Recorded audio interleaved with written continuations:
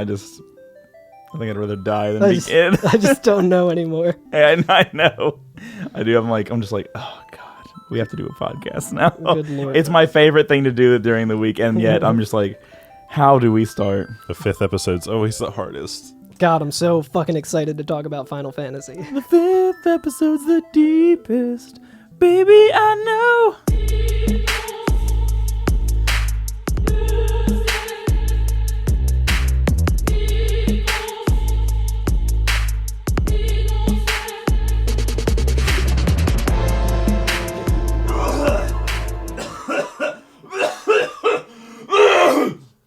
This is the Every F and FF podcast, a book club style podcast where every week we delve a little bit too much into a section of Final Fantasy.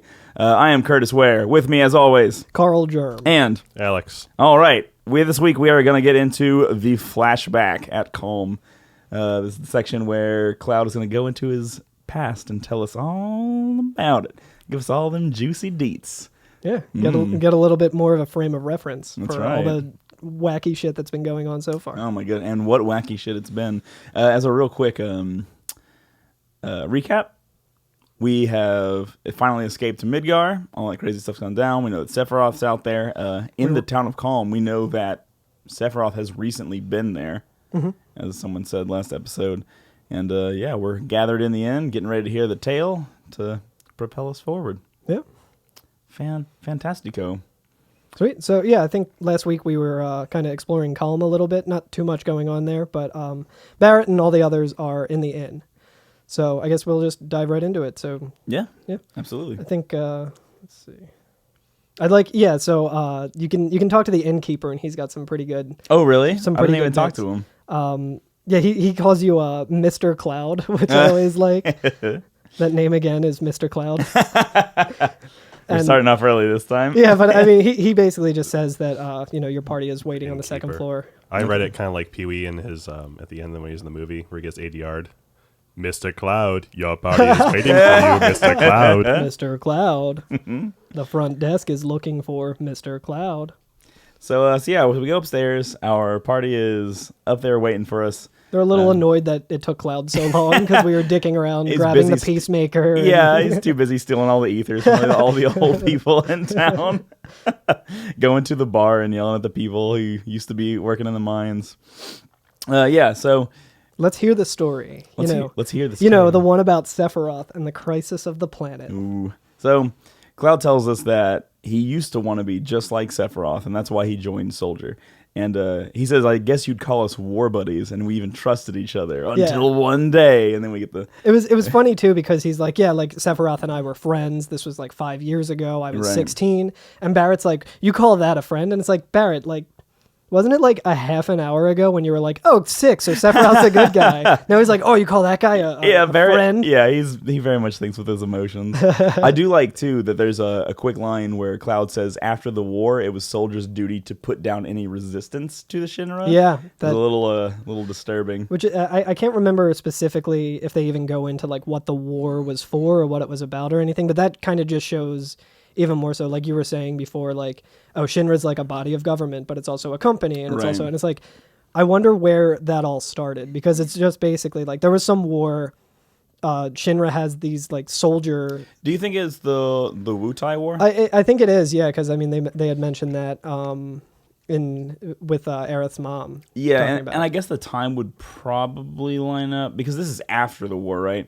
So Elmira's husband died in the war, which could have been like 10 years ago, right? And then Cloud was in Soldier 5 years ago, cleaning everything up. Yeah, so doing...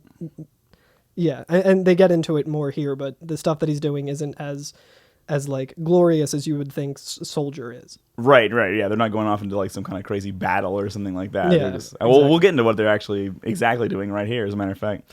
So we cut away from the inn, right? Like we've gone full flashback mode now. We're living in the past. Yep.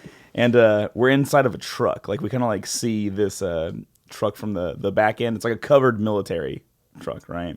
Is that how you would describe it? Yeah, like one of those canvas trucks that you'll see on the highway every now and then. Yeah. Not very glamorous looking. There's like almost no chairs in there. Yeah, there's no chairs. Yeah, there's a couple. Sephiroth is like sitting on a briefcase. Yeah. There's some boxes and briefcases, and Inside we have 2 Shinra guards. They're rail hopping. Yeah. Cloud's got his bindle. We have 2 Shinra guards, Sephiroth and Cloud.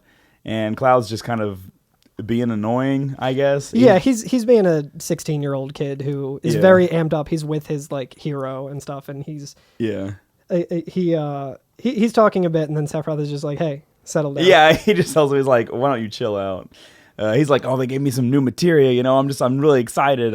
I joined Soldier just to be like you." Yeah, which is like very secondhand embarrassing when I was going through that. I'm like, come on, Cloud, try and look cool in front of this cool guy that you really like. Yeah, right. I love when he's brags about his new materia, he starts doing the squats again. The squats are so good. I love it. And actually, like that's a thing that like it continually comes up over and over throughout the game. Is Cloud doing the squats? They were like, it took us hours to make this field model do this squat animation. I think because I just played through the whole game to get ahead of it and kind of figure out where we're going to make the episodes at. I think it actually is a plot point in a way that we'll talk about on like the next to last episode. I'll be like, cool. I think this is why Cloud keeps doing squats all the time. Okay, I think I might know what you're talking about. Yeah, so we'll check get there way later. Check us out in 20, check up squat. 25 episodes. So he says, he wanted to join the war and get all this glory and everything, but it was already over by the time he was able to join Soldier. Yeah, he's like, by the time that I made first class, like the war was already over. So, right. Like the glory isn't really there. Like he still has like, he's still got like the clout from it. But he's kind of bummed that he's like, oh, I didn't get to experience it. Like I'm never going to be a great hero like Sephiroth because, now we're doing whatever this mission is. And then he says, how do you feel, Mr. Sephiroth? It's like doing exactly what the innkeeper just did to us. Yeah, exactly. Yeah, and like Sephiroth kind of just like blows him off. He's like, he's like, I thought you wanted a briefing on our mission. Which is another part that I think we glossed over, but there's a lot of dialogue in this part. There is, yeah. The Cloud asked for a briefing at one point, and so Sephiroth just doesn't even pay attention to like the question of how he feels. He's like, I thought you just wanted a briefing. And he kind of goes into it that there's been reports of a malfunctioning Mako reactor in Nibelheim. And it's producing monsters, and the monsters are starting to overrun the town, and they're sending in Soldier to take care of it. Take care of those monsters, figure out what's going on with the reactor, change whatever needs to be changed, right? Yeah, exactly. So that's the basic mission. The other thing that you can do in the truck is kind of just talk to the other Shinra guards. Like one of them is like kind of hunched over, and like if you talk to him, one of them is sick. Yeah, Cloud's like, oh, how are you doing? And I think he's like, oh, I'm fine or whatever. And Cloud's like, I wouldn't know. I never get motion sick. Yeah, which is like a weird flex. Like, stupid dumb baby gets motion sick. He was just asking to brag. Yeah, he didn't really care. So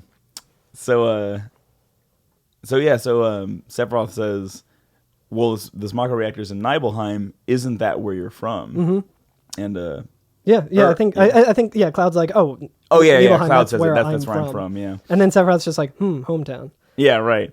And then the driver, boom. Yeah, sound happens. Suddenly, there's a loud crash. Right, and the driver turns around. I actually have it on my screen here. That like the driver is like arms all the way around, and it looks like one arm is over the back window of the truck. And he says, "Sir, something strange just crashed into the truck." I also like the way that it's like that he says "sir" because it's like "sir." Like it sounds like the S is an afterthought, so sir. Like which I think is kind of just being like everyone here knows that Sephiroth is like the only one that matters. Like, yeah. But as like an afterthought, he's like, oh, that other soldier's here. And so he puts he's like, sir, S for yeah. Yeah. And Sephiroth's just like, that would be our monster. Yeah. So we get out of the truck and we fight a dragon. It's just a battle where it changes song as well. Like we have. Oh my god! So in my notes, my literal note that I wrote down is the piano theme that plays during the dragon fight is all caps grim. Yep. So it's and it's a weird case of the track is Those Chosen by the Planet, I think is what I found it on YouTube. But it's only the intro. Like that's a theme that gets used over and over again over and over again in this particular section, but it gets into like an actual song after that, but it's just the intro of it, and it's just playing on that loop. Grim piano. Yeah, where it's just like it sounds like droning bells and just like dun dun, like very tense, like Terminator kind of. Yeah, very much so. Also this the enemy that we're fighting is just called Dragon. Oh, is that what it's called? Like it's not the something dragon. It's just dragon. Yeah. It's right there in the name. And I should say that Cloud in this, I mean, he's younger than he was. You know, he's younger than he is in the real game. He's level 1 at this He's point. level 1. And I think in the game he starts at like level 5 or 6 or something. Yeah. And he has 140 HP and 10 MP total, right? And Sephiroth has 3,264 HP and 529 MP. So he's considerably stronger. And I love that, like, it'll give you the first go to be like, okay, Cloud, attack the dragon. Yeah. And you click attack, you click the dragon, and he goes up and does 0. He just does no damage whatsoever. Or you can do what I did, which is, because I'm like just snooping around, I went to items to see what items I had. Yeah. And it was like Peacemaker, like Deadly Waste, like all the shit. You had all your items? Which is funny because later on when you have control and you can go to the menu, item is like grayed out, so Right. you can't do that. But it's like an interesting like way they did the mechanic. Like they're not expecting you to go to the items, I guess. Yeah, fair enough. I didn't. Yeah. And this is very much just to show like how fucking overpowered Sephiroth is. Yeah, And even like very next 5 thing years that ago. happens, yeah, because the very next thing that happens is you're in control of Sephiroth, because this is in a Or I it's think in I battle. don't think you get to choose Sephiroth's attacks at all. I think he just do you does not? it. It's Oh, my mistake. He just goes like right in and does attacks. He can do a couple attacks here. Like I was watching a Let's Play of someone doing it, and it was a different interaction where He like has Bolt 3 or Quake 3. he's got a lot of stuff. Yeah, he's got Bolt 3. He's got, I think, like all the fires and stuff. He's got mastered materia. Like I'll Yeah. get to it a little more later because you can actually look at his loadout, Right, which I right, did. right.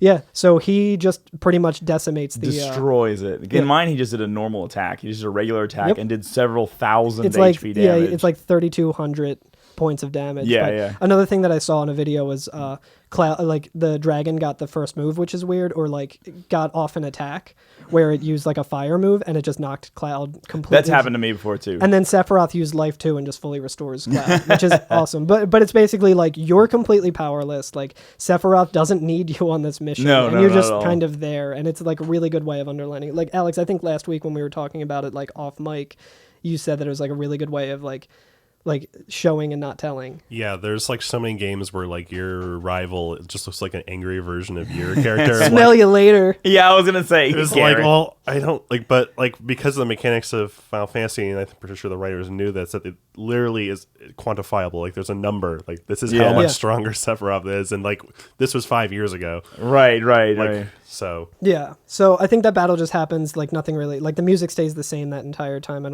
I can't remember if you It's get the just that- victory fanfare or not, but No, you don't. Yeah, it's just No. playing that like grim music, and then Yeah. like to underline it even more, Cloud says like Sephiroth's strength is incredible. He is far stronger in reality than any of the stories you may have heard about him. And like we've already heard about this dude, and that he's and like now we're seeing it kind of Yeah, firsthand. like from- we've already seen he killed the president of Shinra and Yeah. took out an entire floor's worth of people, and just like no problem. no problem. And Cloud saying like that's not even. Like, Yeah, you don't like- even know how Like that- your expectations are still low compared to what he is in reality. Right. So we get a real sign that he's a real badass. And so Eris asks, so where do you come in? Like this story isn't necessarily Yeah. just about Sephiroth. This is Cloud's Sephiroth fanfic. yeah. Do not it really Google is. search those words. I'm sure it's horrible. I was mesmerized. Yeah, he says I was mesmerized by the way Sephiroth fought. You know. Cue System of a Down playing. Yeah, and so we jump back into the flashback. Sephiroth asks Cloud how it feels to be back in his hometown for the first time in a long time. Yeah, and we're in Nibelheim, and Heart of Anxiety, which is a song that was playing earlier, is now playing. Yeah, and we're at the town entrance, right? We're like looking into the town Yeah. from the town gate, but we're not quite Yeah. inside it yet. Yeah, I think like you're getting ready, and I think it's just Sephiroth here, and then like he's talking, and he's Yeah. like, it's your first time back in your hometown in a long time. Like, so how does it feel? I wouldn't know because I don't have a hometown, which is funny because it's like the exact same thing that Cloud did to that other guy. Yeah, It's you're just right. like- where he's like, "How are you doing?" I wouldn't know because I don't get. I don't get motion sick. I don't get homesick because I don't have a home. Yeah, I know. Like a little baby. And then, like when he says that, Cloud's like, "Wait, what about your parents?" And Right. Sephiroth says, We get some choice information here. Yeah, he says, my mother is Genova. She died right after she gave birth to me. My father, ... Yeah. And then He just starts he's like, laughing. What does it? Yeah. Oh yeah, he starts Yeah. laughing and has like there's a lot of great animations, like field model animations. Yeah, in I this love that scene. whenever Sephiroth laughs, he always puts his hand up like, "Oh no, I gotta stop this." Yeah, Like, he starts out just kind of like chuckling to himself, and then he like puts his hand on his chest and like his hand out, he like, kinda, oh like, man, waves like, "Oh, I can't. Yeah, this is too much." very cartoony, very anime, but right, very and very like, good. I like that about Sephiroth in this scene because he is like the ultimate scary bad guy. Mm-hmm. But like in this scene and in like the previous one, he's been very charismatic. Like he's not goofy. He's very, he's on point. He's humanized, which is crazy because Right, up until this point, we've just known, like, only heard stories about him. Right, like he's like literally asking Cloud how he feels about being back here. And Yeah. he kind of jokes around with Cloud and stuff like that. And like you said, if you die during the dragon fight, he casts life 2 on you. Yeah, to and get you up. it's crazy because he's a celebrity. Like, Right. even the president knows him. Like, or going back earlier to what the president was saying, where he's like, I can't be like bothered to remember everyone's name that was in Soldier unless you're Sephiroth. Like, Right. Everyone knows who he is. Everyone like loves him, and he's still like, oh yeah, like this is your hometown. Like he seems like a pretty solid dude so far. Right, yeah. And like Cloud said, like they were friends, so that Yeah. makes sense. This was when I realized just how ridiculous Sephiroth's outfit is. Oh, he's like wearing Jenkos. It looks like He's at wearing- least yeah. in So the he's wearing Jankos, he's wearing shoulder pads, and somehow He's a jock. He's shirtless but wearing suspenders on backwards is what it looks like. yeah. I can't wait until we get to his walk. It doesn't happen right here, but his like But goofy soon. tiptoe. I can't wait for it. We'll do it later, but It's a look. it's a look. It's a look. He's got fashion, baby. He's modern. He's a modern man. But So then I think he's just like, okay, like should we yeah. let's go in. And you have the option to talk to the Shinra guards. Yeah. Standing outside. It's a great little And- bit. that Yeah. And Cloud asks one of them, he's like, hey, do you want to practice? And the Shinra soldier's like, practice what? And he goes, oh, our pose. We do practice our posing. And they both like put their hand on their They hip. do the and, sassy, like flirty thing that Cloud's been doing Yeah. like, since the beginning and of you're the like, game. man, Cloud's been like not only is that Cloud's pose, he's been teaching it to everybody as Yeah. he goes through the game. And it's cool too to see that like, Cloud really admires Sephiroth. He wants to be in Soldier because of Sephiroth, and he's like on this mission. But I feel like he's also kind of in this situation, like being the older brother kind of figure that he sees Yeah. in Sephiroth to like these like lower recruits or whatever they are, like the Right. the Shinra guards. Yeah, and that guard that he practices the pose with says something very interesting too. That he says, I really don't even want to be in Soldier. Yeah. And he's also saying like, do members of Soldiers always have to worry about what others think? Yeah. So Yeah. he's having some Yeah. he's having some second thoughts about being in Soldier. Also, Sephiroth says the Mako here smells pretty bad when you walk in. It's So like, dude, stop talking shit on my hometown. What does I may be pop punk and I may hate this town, but don't fucking talk shit on my town. What do you guys think Mako smells like? Oh, that's a good question. Tide Pods. Tide Pods. Anything? Tide Pods. We've reached unanimous All right. consent. Follow up question. What do you think Sephiroth smells like? Roses. Yeah, I was gonna say he smells real good. Okay. He likes to think his shit don't stink, but He's right. roses really smell, like ooh, poo, poo, poo. poo. Yeah. Sorry, when I was doing research for the show a couple episodes ago, I fell down an Outcast hole, and it was awesome. Yeah, the B.O.B. It's the best song. Is That song so slaps. good. That song slaps. It just like the intro of it, just like you're waiting for it. You get little pianos, and then yeah, and then as soon as he does that, yeah, you're like, oh shit, I'm in for it. That's what Sephiroth smells like. Welcome to every FNFF Outcast. Your premier podcast. source for Outcast songs from probably 2 decades ago now. Oh God, I don't even want to think about Yeah, I it. don't But wanna yeah, think about probably that. so. Was that Stankonia? Yeah, I think so. So Barrett chimes in real So quick. yeah, the Stankonia of Mako smells like The Stankonia. smells like Tide Pods. Yeah, so I think there's some other stuff that you can say like, Okay. but it doesn't really matter. Like you said, he says that the Mako smells really bad. The Mako, excuse me. Yeah, it's all good. It's whatever. I've been saying Eris. it doesn't add me. matter. Yeah, Leave add us. leave a 5-star review and at me in it, Yeah. like several of you already have. Yeah, so anyway, as like this is all going on, and it's actually a good segue because we're getting lost in the weeds. Barrett says like, "Yo, wait a minute." Like, yeah. He he jumps like in interjects right and he's just like, "Hey, isn't that the name of Sephiroth's mother?" there. Or isn't the name of Sephiroth's mother ... Yeah. I remember Genova, and he says that's that damn headless spook living in the Shinra building. Right, that was the torso that we saw in the top of the Shinra building. Yeah, that right. broke out and left that blood trail. Right. So yeah, and Cloud says like, yeah, that's right. And Tifa's like, dude, don't interrupt Cloud. We're trying to hear his story. Yeah, right. And he's like, Tifa, I was only, and she's like, all right, Cloud, just continue. Yeah. And this is where I think they say something about like, oh, this is where Tifa's going to come into the story. So Aerith's like, I excited. love what Aerith said. She goes, oh, the childhood friends reunite. I was Yeah. like really excited about it. And Cloud's so like, good. and Cloud follows it up, which is funny too, given how like all the flirting and like the kind of love triangle stuff that's going on between Cloud and Tifa. And like, she's like, oh, the childhood friends reunite. And the first thing Cloud says is just like, I was really surprised with Tifa. Yeah. Like, dude, stop being horny on main. So there's also a real quick back and forth that happens right here. I think it's just Cloud talking to himself. I'm not really sure. It's either that or he's talking to like the other guards and stuff, but it goes back to Black because like that scene with like Barrett asking goes back to the inn and then it cuts back to just Black and you hear some dialogue going on. Right. And Cloud says that the town was quiet. Yeah, and maybe they're afraid of the monsters. Yeah, and then and someone says like, no, maybe they're afraid of us, which Right. you know, like if Soldier afraid of yeah. Shinra, right? Yeah. Yeah. Because Cloud is working. Like Soldier is Shinra's military. Yeah, right? like not only he's is it working like for them. like yeah, like Sephiroth is there and he's kind of a celebrity, but it's also like not really great if he's going to be in your town. Like Right, 'cause something's going down There's a if- lot of shit going on, and Yeah. also Shinra's there, and we already heard that like after the war, it was just like, oh yeah, if you oppose Shinra, then you oppose Soldier, and yeah, and Soldier is on the task right now of putting resistance down. Yeah. Yeah. So Sephiroth turns around before he goes into the inn and says, "You may visit your family and friends." Yeah, that's a cool moment because he's like still talking about the mission, saying that at dawn they're going to leave for the Mako reactor, and he said like, oh, we only need one person on lookout. So one of the other like soldier guys comes running in, and then he like Sephiroth is going in, and like I think I was trying to wonder like since he's still kind of humanized here, is this like.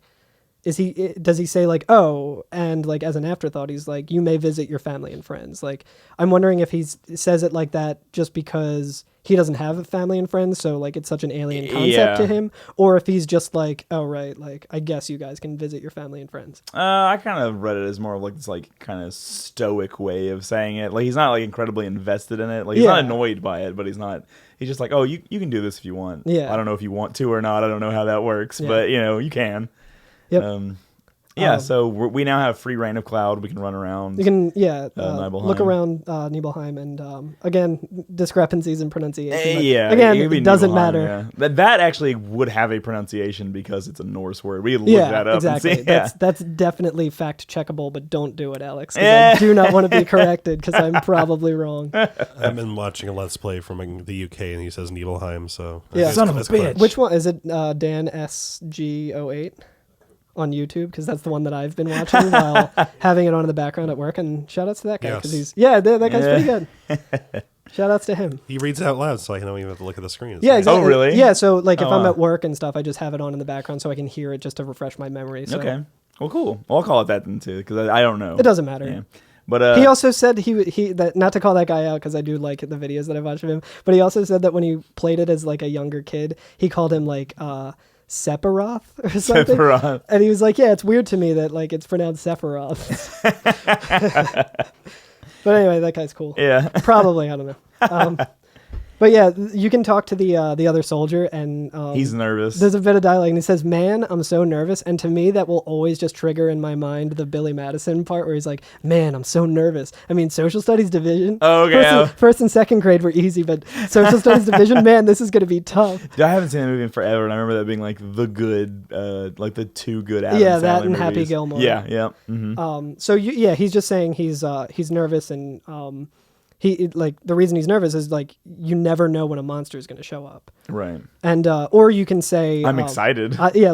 Cloud just again you can just be like, oh, you're nervous, little baby, I'm excited. Yeah, and yeah. he goes, that's right. don't blow your chance to become a hero. Yeah, right.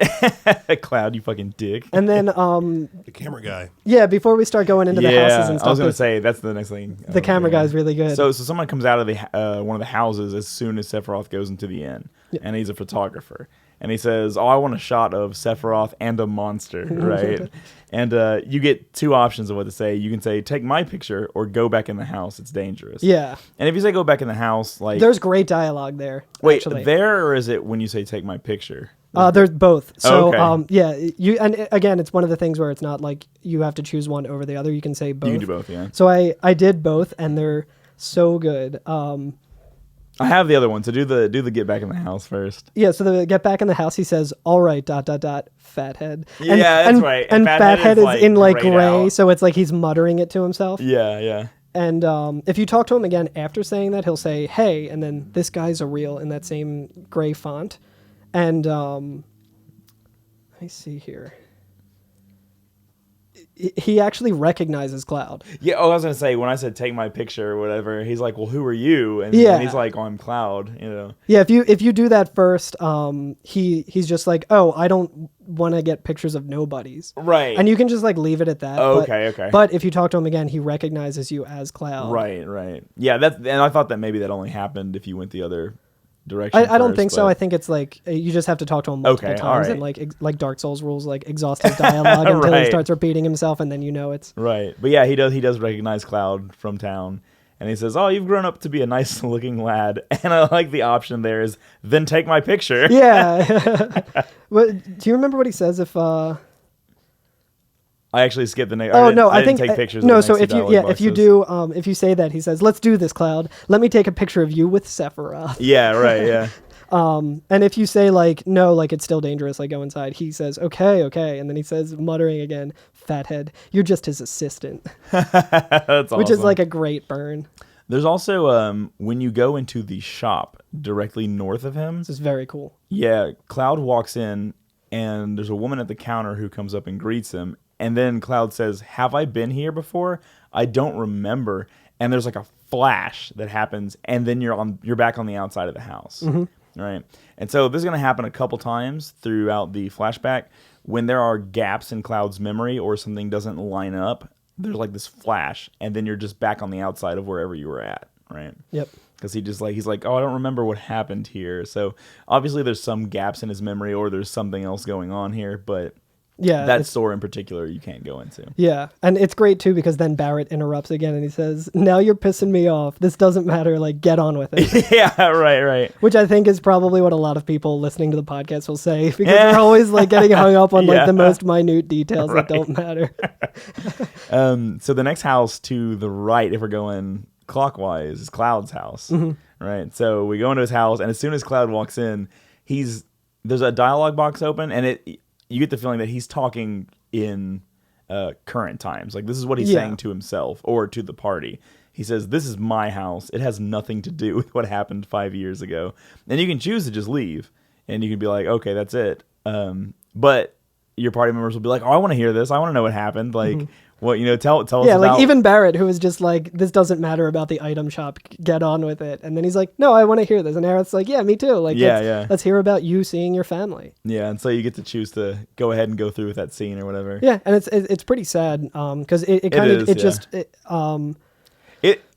It doesn't seem like it's gonna be sad to me until the very end. yeah, the very end of it, yeah. But he like Cloud even says like, "Oh, I don't know if you would call it a family. Like my father died when I was young, and that's why my mom lived alone in this house." Like, Right. and he says that he saw his mom and that she was always a vibrant woman and Hadn't changed at all. Yeah, still Yeah. same old mom. And then he says, "But a few days later, she died." Yeah, I know, right there, and you're like, "Oh, damn it, He's Cloud." like, "But when I saw her, she looked fine." So like, Right, and so but it's also kind of just sad, like seeing Cloud's interaction with his mom, and he like, doesn't know how to talk to her or anything. He's very awkward around his mom. Yeah, and she's like, "Oh, are you eating enough?" And Cloud's like, "Yeah, it's fine. Like the company The takes company feeds me. Yeah, the takes company care takes care of me." Which yeah. like Cloud's just a naive 16-year-old. No company takes care of you. Yeah. And so she notices, you have a soldier uniform, and she's She's like, like, "Oh, you're this is so bad." handsome." Yeah. Yeah, But- you're or so she's handsome. like, "Is this what a soul?" Actually, yeah. Like she's like, is this what a soldier's uniform is? And he says, Mom, and then there's another one of those flashes. Right, and we start like skipping forward in time a little bit. Yeah, like there's like a full conversation going on, but it's like showing that Cloud doesn't quite remember it. And it's like just back and forth, and it's like, oh, well, Cloud, this reminds me. We also see the scene that we saw earlier of Cloud laying in the bed and her being like, oh, well, I really would rather that you just settle down and get yourself a nice girlfriend. You should have an older girlfriend. Yep. So, and these like little skips in time, these flashes start occurring more and more rapidly to where we're only seeing like a single word coming out of Cloud's mom's voice, which is often just Cloud. Right? Yeah, Cloud. Isn't that right, Cloud? Yeah. And she says, I'll always be your mother in one of them. That's the last one. She goes, I'll always be your mother. And then the screen fades to black, and Cloud just says, let's stop this. Yeah, like Cloud's like, I don't want to think about this anymore. Yeah, he's done with it. So he clearly has some anguish about this scene. Yeah. Right? And the next house is Tifa's house. Mm-hmm. A lot to talk about here. There's some great things in Tifa's house. So when you first enter, Tifa says, wait, did you go into my house? And you have a choice of yes or no. And you can say yes, and you can go upstairs. And then go into I thought you would be home. So right, yeah. And you can go upstairs and then go into her room, and the screen fades to black again. And she goes, did you go into my room? And you have a yeah or no again. And then the most important division of things you can possibly do. Mm-hmm. One of the, you know what? I feel like any other podcast would put this one second. Yeah. But I'm going to put it first. We go to the drawers. Okay. I'm going to put that one first because I'm going to leave the most important one for last. Oh, yeah. I thought you were saying this was the most important. No. This is the second most important one. I agree. Yeah. So I didn't go to the drawers at all, but I'll let you take it away. Okay. So you can go up to her dresser, and she says, wait, hold on. Did she say something right then? No, so you open the dresser looking for that sweet, sweet ether that you know is in there because we were just at Calm and we know that every closet open to an ether.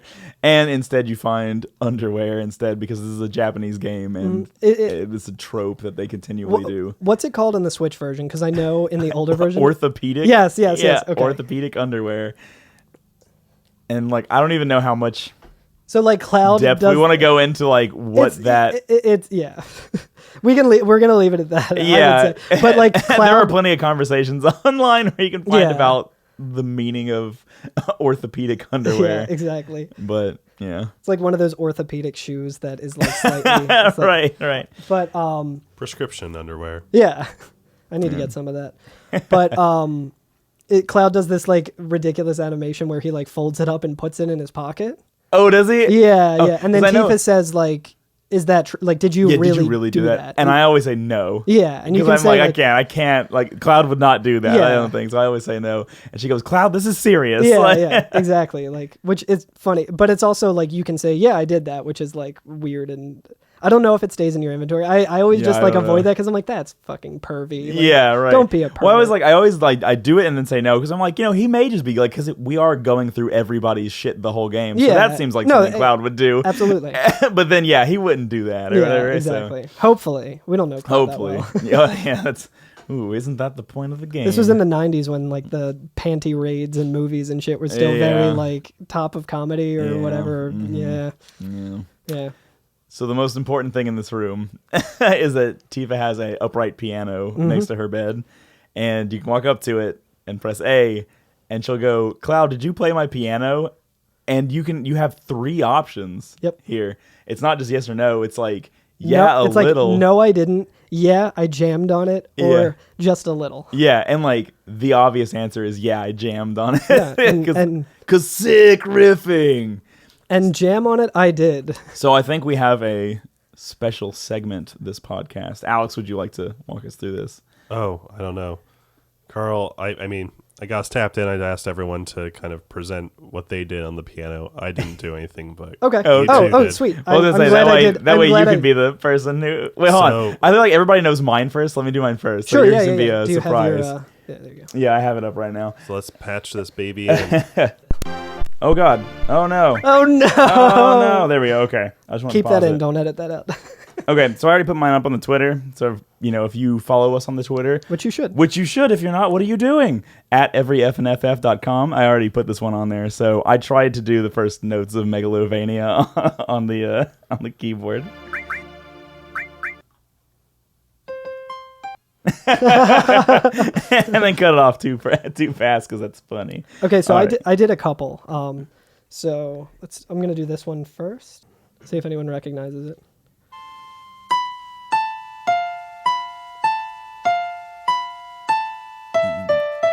Zelda? Yep. Yeah, okay, yeah. It's from Majora's Mask. It's the Song of Healing that Okay. the happy mask salesman plays. Okay. So I was pretty excited about that. I was way more excited about this one that I figured out today, like on my lunch break at work, that I was just spending way too much time doing this. But yeah, let's.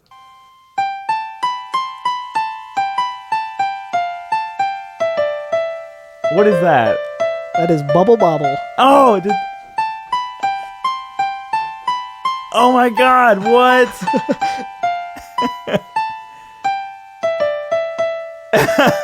That's amazing. Oh, you know what's terrible is that we're doing this now, but I actually just thought of one you could totally play on there. You should do it, and we'll just come back to it. We can always revisit so this. hopefully next week I'll have a version of "Lit's My Own Worst Enemy." Oh shit! How did I not think of that? We had a lot of Alex. What was the idea that you had that I also had, but we couldn't really do it because of the key that it's in? Oh, we were gonna play Black Parade by And I was really Like tempted to performance. I was tempted to get just like the one note of just the ding, and just I was like, I don't know if that's like Fair if enough. people would get it. Yeah. But here's the one that I was most excited about. I think after Okay. I did it, I texted both of you guys. I was like, this shit's way too fucking Yeah. perfect. I can't fucking believe this Okay. shit. So here's the one. I'll also post this video because it's like got a walk up of Cloud doing it. but- Okay.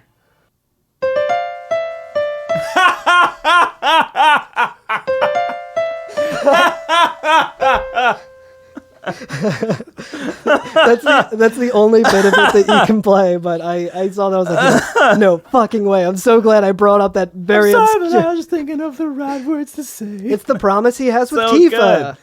That's incredible. Yeah, so I'm done with this podcast. Shout out- We've hit the apex. this podcast is brought to you by When in Rome, that band that like stopped existing in the 90s, I think, and then started up again after Napoleon Dynamite, I guess. Did they really?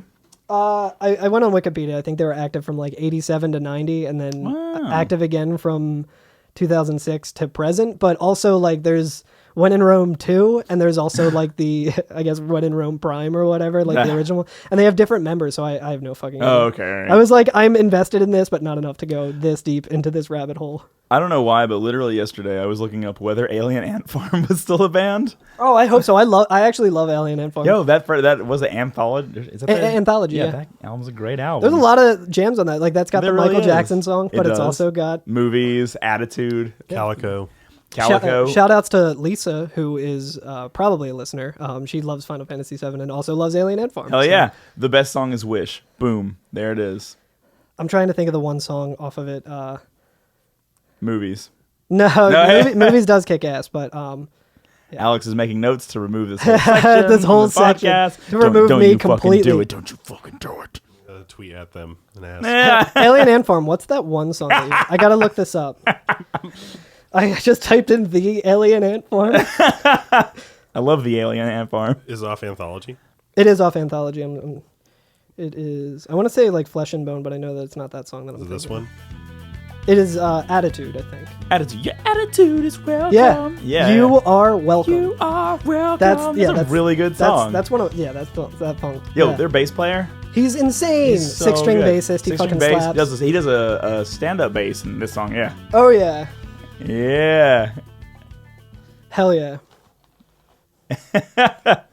Every F and FF, the F stands for farm.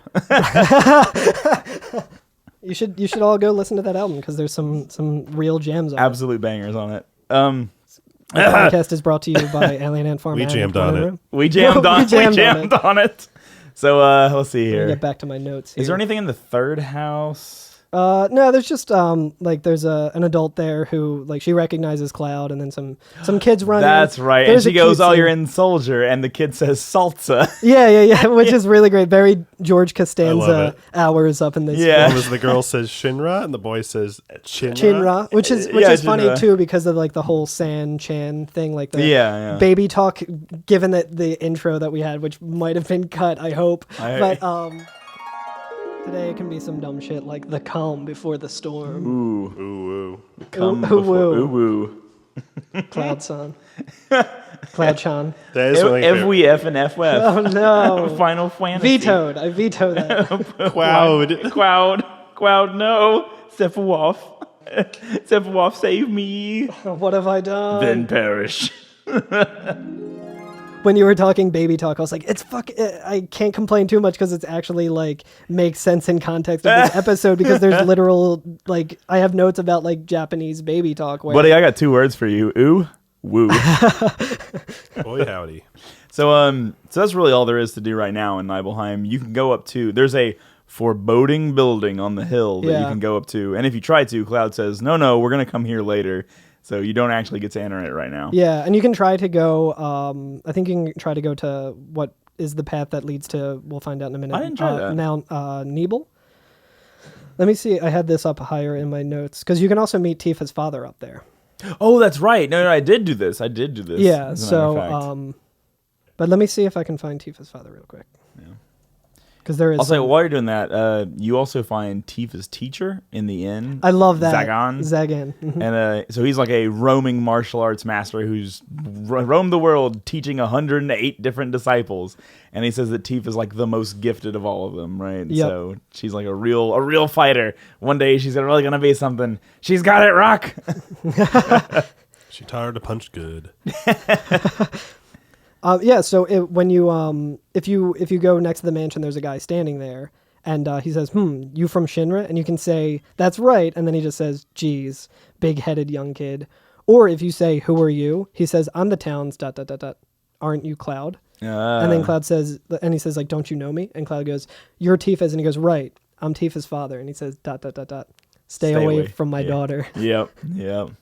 So yeah, and then he says something that like I really. Oh, liked. I literally have all this on my screen right now. I could have just like read it. I'm sorry, Curtis. I know, No, I know. But yeah, and he says that we don't need the Shinra's help to protect our town. Yeah. So before we actually go up and the dialogue's weird when you try to go to Mount Nebel because he says up ahead is Mount Nebel. I'll tell you about the time we went into the mountains. And then it just puts you back like next to Tifa. Really? So Okay. it's like which he does, but it's I don't know. So real quick before we go back to the inn, or actually, well, once we go back to the inn, but before we go to sleep, we can talk to the innkeeper and get a interesting story from him about the building of the reactor. Yeah, I like this a lot. Yeah, and so he says everything was all right when they first built the reactor in Nibelheim, but once it was completed, it's been bad. Within a few years, all the trees on the mountain withered away. I guess that's all he said about it, right? That's all I got. Yeah, he says that like all the trees and like plants and stuff died on the mountain, and he's like, like there have been a lot of monsters appearing in the past 12 months. So like since the reactor, like not only has the reactor been like sucking the life out of the planet, which we already knew, like it's killing the trees and everything around there, but also that's where like these monsters seem to be coming from. Right. And so he said it was like fine while they were building it, but now that it's like still going on, it's just been like you said, it's been bad. Yeah. So we finally go upstairs, and Sephiroth's up there looking through a window, and as we start talking to him, another Shinra soldier comes up the stairs, and if you don't go to bed right then, and instead you back out of the dialogue and you talk to the Shinra soldier in the room, he says we're short one bed. He's just like standing there looking at the beds and being like, we don't have enough. And I love that. Oh, yeah, that actually reminds me, too, that if you, one of the options for the innkeeper is you can say, like, give me a room. And you talk to him and he's like, oh, this is all, like, paid for by Shinra, so you don't have to worry about that. But, like, wouldn't you be more comfortable staying at home? Like, right. He's in his hometown and he's staying at, like, the inn, Airbnb instead of his mom's house. Right. And so one thing that Sephiroth says right before we go ahead and go to bed for the night is he says, this scenery, I feel like I know this place. Yep. Right, so he has some kind of familiarity with it. And then he mentions that he has hired a guide to get us to the Mako reactor because it's not actually built in town. Like in Midgar and in Calm, the reactors were actually in town. This one is up on the mountainside, right? So they're going to need a guide to get up those mountains. So he's hired somebody. And he says that he's heard that she's young and he hopes that they can rely on her. Right. Another funny thing is if, like you said, to cancel out of the dialogue, if you say like, "Oh no, it's still early," Sephiroth says, "I'm not going to wake you up tomorrow," which plays in nicely because exactly what happens. Because then it shifts to the next morning where it's Cloud running out of the everybody's inn, already, and then the camera guy also running out of the his house and like going up, and like everyone is already kind of waiting. Like Tifa's dad and the two like Shinra guards and Sephiroth are just like standing there. They're all up there. Yep. So Cloud's a sleepyhead. He slept in. Yep. And so he missed homeroom. Right. He's always late. So the first person to talk here is Tifa's father, right? Let me make sure I got all the. Yeah, I think you talk to Sephiroth and he says like once the guide gets here, we're heading out. And then Tifa's father says, "Listen to me, Sephiroth, in case something happens." ... And Sephiroth just says, "Trust me." Right. Which is good. I feel like we can trust Sephiroth. Yeah. Right. Yeah. And so everything's gonna be okay. Yeah. And so Tifa's father, I'm not. I guess he's talking about the idea that his daughter is now the guide. Yeah. But he says, if I knew that this was going to happen, I would have made mountain climbing off limits. Yeah. Right. So also, question real quick. When he says, "Don't you know me? I'm the town's ... earlier, I know he's the shopkeeper at least, right? Like it's his store that we weren't allowed to go into earlier. Maybe, I'm not sure. Because I believe we hear that in the future that Tifa says that her parents ran the store. Yeah. But do you think he's also the mayor? I figured he was kind of the mayor. Like if he has like the ability to like have ordinances of being like, don't go to Mount Evil. That's what I was. That's what made me think that. Yeah, seems like he's like some sort of authority figure. Right. Okay. Because I was wondering if he's like saying I should have made it off limits to my own kids. Yeah. If he was or off limits to the town. Yeah. Yeah, so I don't know because I mean she's also a complete badass who like can take care of herself. So I don't know if he would I mean he is worried about her and doesn't want her to go up, but obviously. But she says like don't worry about it. I have 2 men from Soldier with me. Right. Which is a nice little detail. So and she says, and she introduces herself to Sephiroth, and she says, "I'm Tifa. Nice to meet you." And Cloud is just like talking to the other guys, and he like turns around real quick, and he's like, "Tifa, you're the guide?" Yeah, and then he says, "It's too dangerous. I can't get you involved in this." And so there goes Cloud again. It's the same thing he's like said to Aerith earlier or whatever. He was like, "Oh no, it's too dangerous. You can't go." Yeah, and she's like, "It just so happens that I'm the #1 guide in this town." Yeah, right. And so if you talk to the photographer here, he says, "Hey, this is my chance to get a photo. Will you please ask him?" Yeah, he's like, "Tifa, can you ask him too?" Yeah, he asks you and Tifa to go ask Sephiroth. And Sephiroth is like, he doesn't really want to do it, but he doesn't like put up a fight about it. Yeah, like Cloud walks over. Oh, I think it's also important to notice that Tifa is wearing a cute little cowboy hat. Oh yeah, as a matter of fact, yep, a cowboy hat. And boots, yep. Oh yeah. Super good style. So yeah, like yeehaw. Yeehaw. And so Sephiroth kind of acquiesces. He's not like thrilled about it, but he obliges. He's like, "We need to go, but all right." So they take a picture, right? And this is actually the thing to remember, right? Yes. If I can put a little asterisk, remember this scene. Yeah. That's every single movie of photos taken. Yeah, I know. It comes up later. Yeah. When later on when Cloud is playing the guitar during Earth Angel and his limbs start to disappear, he's looking at that picture and he just sees him slowly. And he goes, "Doc." He looks out into the crowd and some jerk is trying to slow dance with Tifa. Because Tifa is his mom. Boom. Yeah. Excuse me, Miss Cloud. So he says, I'll give each of you a copy once I get it developed. Right. That's the item you use at the end to get Sephiroth on your side. You're like, "Remember when we were buddies?" And he's like, "What have I done?" That's the hidden Chekhov's photo. So we get a dope fucking cutscene. Real good. Now, right? And it's just a camera rotating around Mount Nibel, which what the fuck is Mount Nibel? It's the most metal mountain. It is the aggro crag. Yeah, and it's brutal as shit. It's like, just imagine your normal, like, pyramid mountain kind of shape, and then put all these brutal fucking spikes. Like, it's like spires and shit. It's and like all the paths like spiral around these big spires. It's like a light bulb you get from Spencer's Gifts. It's gnarly. This is a death mountain. It is fucking metal as fuck. Yeah, so that's where they built the Mako reactor, and it says that the cold mountain air of Mount Nibel was the same. Right. Why is the bridge so fucking steep? Yeah, so It goes like 50 feet above the actual reactor. So pretty much immediately once we regain control, we are in front of a rope bridge, like a wooden rope bridge going up from kind of peak to peak, right? Yep. And it is, like Alex, it is steep as heck. Yeah, like it it's starts out at rickety. an okay curve, but the end of it is it's like a ladder at that point. It would have to be. You would have to climb it. It's so steep. It's just the cutscene before it makes it seem like there's no reason for it to be that high. Yeah. Yeah. Yeah. But regardless, we get on it. Sephiroth goes first. Tifa is following behind him, then Yep. you, and then the guards are behind you as well. Right. So all 5 of us are on the bridge, and then in true video game form, the bridge snaps. Yeah, right? and Tifa goes, the bridge. Yeah, right. And there's like a good. I like the cutscene because It's good. It's using the in-game models for the characters, but full motion video kind of thing for the background. Yeah. Or CGI anyway. And I like Sephiroth's stance where he's like holding on to like the boards. Yeah, he of somehow it, and- still has his bearings after that. Yeah, he's Tifa starts falling a little bit, and Cloud goes to grab her, which Right. is good, and he's holding on to her. Right. And then they fall anyway because the whole thing snaps and it falls against the side of the mountain and everybody falls off of it at that point. Yeah. Right? And then you're at like the bottom of the mountain, and Sephiroth says, "Everyone seems to be all right. Will we be able to get back?" And then Tifa mentions that the caves are intertwined, much like an ant farm. And that's how everything we said about Alien Ant Farm is now canon. Yes, Brought it together. it's fucked up too because I think I was like, I wonder if I can mention Alien Ant Farm at this part. Anyway,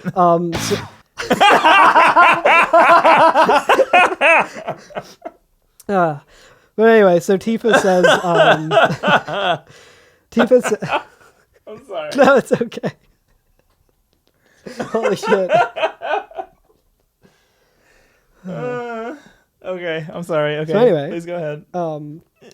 Tifa says, Sephiroth, one of our team seems to be missing. And Right. he's like, hey, this may sound cruel, but we have no time to go back and search for him. We can't go back, so we must go on. We will travel together from here. And then Right. they all Which I'll point out, this. I think this is another good moment of characterization for Sephiroth because it doesn't show him as being totally inhuman. Yeah. Because he starts out his saying with this is going to sound cruel. Yeah.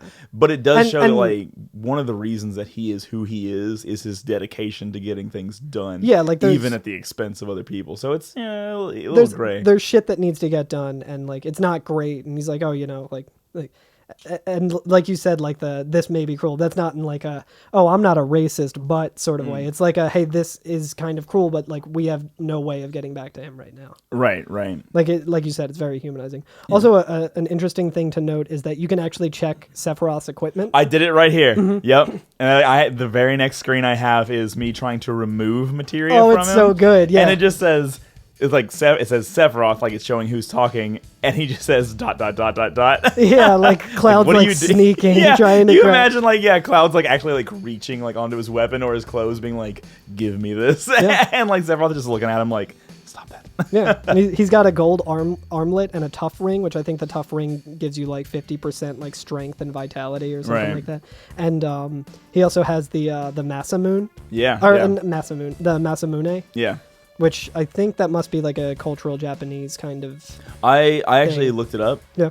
So there's a series of swords. I believe they were made by somebody named Masamune, but there was a series of these old swords that were made that they call Masamune swords, and they're so rare that today, if you have one, it's considered a national treasure. Oh, okay. The government will come and buy it off of you, being this is a thing that is so important to our country. To have. So this. it's a Hattori Hanzo sort of sword from Kill thing. Bill. Yeah. Right. Yeah, but I mean, the Masamune is also a sword in Chrono Trigger. So a lot of different games. It's like Curtis just said, it's very much a cultural kind of thing. Yeah. Also, what you said his accessory was the tough ring. Yeah, right. the tough ring. Yeah. Another interesting thing to note, I think I was checking Cloud's loadout too, because you can't really do much, but he has one thing of materia on, and it's the preemptive materia. Yeah, I noticed that too. Which is good, and it's interesting how the developers did that, because that just ensures that you get the first attack. Right. So anytime you're in a battle with Sephiroth, it's actually an active battle. And Right. the way it plays out that way, like they have it so that you will always get a preemptive, like in game with an item that you actually can use. Yeah, for that that same you can thing. get later as well. Yeah. Yeah. So we walk into one of the caves, right? And Sephiroth kind of starts talking about it. Like they kind of mention like, oh, the caves look weird or whatever. Yeah. And It's mysteriously colored. right, and Sephiroth says, well, that must be the Mako energy. This Yeah. mountain is especially abundant in it, and that's why the reactor was built here. Yeah. So like he's kind of like giving everybody a lesson in like why it was built here and everything as Yeah. we go. So And we get more of that in the next screen. Where we have there's, an awesome screen. there's this nice like resonance that's happening, like a nice like pretty sound that's playing. Okay, and, there's this thing in the distance, and Cloud says, "What's this?" And Sephiroth says, "A Mako fountain. It's a miracle of nature." So yeah, like real quick, I just kind of want to like describe this scene, Yeah. I guess. So we were just in caves, right? Because we're kind of going through the caves of the mountains, and this is kind of like a clearing in the cave, right? I kind of have it seems to me like it's outside, maybe. even. Yeah, it doesn't seem like it's in a cave. Yeah, and there's like tree roots all over the ground, right? Like there's more like tree roots than dirt or like soil. Yeah. It seems. And in the middle there is like a pond, and in the middle of that little pond is like a little fountain or something. Yeah. And there's like a green light just kind of shining from it, right? So it's like a very like pretty scene. Like it's really cool. Yeah. But yeah. So it is Sephiroth does say it's a Mako fountain, a miracle of nature. Yeah, and then Tifa says that if the Mako reactor continues to suck up the energy, the fountain will dry up too. So, Right. And that could explain like all the tree roots and stuff. Like that could be. Yeah. It could have been a lot larger at some point, and now that it's just being sapped, it's just Right. drying up. Yeah, because I mean, on the outside of Mount Nibel, there's no trees or anything. It's completely just rock. It's not even like grass or anything. It's Yeah. just rock. Yeah. Yeah. And then we get a little bit more information about what materia is. Yeah. So we kind of close up on the The glowing, the yeah, green yeah. glow. and it's kind of like A a healthy green glow, like Mr. Burns. so it kind of seems like there's like almost like a gnarly tree stump or something is like the body of this little fountain, and on top of it is a glowing rock, right? And Sephiroth asks the team, right? He's like, "Do you know what happens when Mako gets super compressed, right? Like when you he's condensed, right? Yeah. That's his words that he used. Do you know what happens?" And I can't remember who says it. I think they're like thinking about it, but then Sephiroth says, "Oh, it's materia." Yeah. That's what it is. So this stuff that we've been learning about that Shinra's pulling out of the ground to fuel everything in its condensed state is materia. Yeah. The things that we've been using to cast spells and things throughout the game. Yeah. And he said it's very rare to see materia in its natural state, which is what's going on. Right. And then Cloud asks a good question. He says, "Why is it that when you use materia, you can also use magic?" Which Yeah. is like, it's a good question. It's a to very ask. good question, Very yeah. valid. And Sephiroth like owns him instantly, and he just says, "You were in Soldier and didn't even know that." Yeah. And I think is this where Tifa gets like, no, I think that's a little later, but Okay. he says the knowledge and wisdom of the ancients is held in the materia, Right. and that anyone with this knowledge can freely use that power, the powers of the land and the planet. The knowledge interacts between ourselves and the planet, calling up magic, or so they Or say. so they say. Yeah. And then Cloud says, "Magic, a mysterious power." And Tifa, like very anime, like falls over and her arms are And dangling. down. she's just kind of like bending, almost like she's trying to like touch her toes, but her hands are just dangling there. Yeah, she's just like- "Bleh." And I thought Sephiroth she was is just nodding off. Yeah. Oh, I thought that she was just like bored, being like, "I don't care." so yeah, and Sephiroth is like laughing, and Cloud's like, "Did I say something funny?" Yeah. And he says, "A man once told me to never use unscientific terms like mysterious power. And Right. It shouldn't even be called magic." Yeah, But I you're think right. he also just used those words. Like He did. Well, I think he was just kind of remembering Yeah. someone, who didn't like those terms. And actually, he says it in the very next bubble. Yeah. He's like, "Oh, it's Hojo of Shinra." Yeah. And so, like, Hojo, who we've already met in our game, has ties to Sephiroth. Yeah, and we get right? more details about Hojo, which I found really interesting because he says, "I still remember how angry he was." Yeah, and then when and, he describes him, I love this line where he says he was an inexperienced man assigned to take over the work of a great scientist. And so, like, Yeah. there is history with Hojo Yeah. that we don't know about. And he Yeah. also calls him a walking mass of complexes. complexes, which Yeah. is great. Yep. So we go ahead and we move on from there, right? Yeah, we move up to the reactor finally. Yeah, we finally get to the reactor. And Tifa mentions that we sure took the long way. Yep. That should be the name of the podcast. Yeah. We were sure taking the long way. Sure took the long way. So they're gonna go inside. Tifa really wants to go inside. Tifa really wants to go inside. And Cloud Sephiroth, in his normal state is like, no, it's too dangerous. Right, and then Sephiroth says only authorized people are allowed in. This place is full of Shinra's industrial secrets. Yeah, and boy, is it full of secrets. Oh boy, oh boy. I like that Sephiroth and Cloud walk up the stairs, and then Tifa tries to, and the remaining Shinra guard just jumps in the way and puts his hand out, and he's like, nope. Yep, and she just like stomps on the ground, is angry, and she goes, well, you better take real good care of me then. Yep. So good. I love that. It's so good. What's interesting is that she's the guide, so she technically could just come back here. There's no door on the reactor. So she could just snoop around anytime she wanted. For sure. Speaking of the architecture of the reactor, this is where I wanted to bring up OSHA. I wanted to talk about this too. What the fuck? What the fuck? What? So like, why when we walk into the reactor are we up on these fucking like pipes and climbing down chains? Very thin pipes. There's a fucking catwalk right there. Yeah. Like it's like the same thing that we did to get into the second reactor. Which made sense because we're going in the back in. way. Yeah, we're going in like through all these vents and shit and then got into the reactor that way. And yet here on this reactor, the front door just leads to the fucking vents and like the upper like the machinery of it. Yeah, it's pretty weird. Like that's why I was like, man, OSHA's gonna have a fucking field day with this episode. They would not enjoy it. Yep. No guide rails. They don't even have ladders. We're climbing down chains. And that's just the way that you're supposed to get in, I guess. Yeah, that's how you get to work. That's how you get to work. When they were building it, they just had a line of people just going up and down those chains. The pay at the reactor is pretty good, but the commute fucking sucks. Yeah, so that's anyway, you get to the to like the last portion of the reactor, and there's all it's like this red room, and it's got all these weird pods.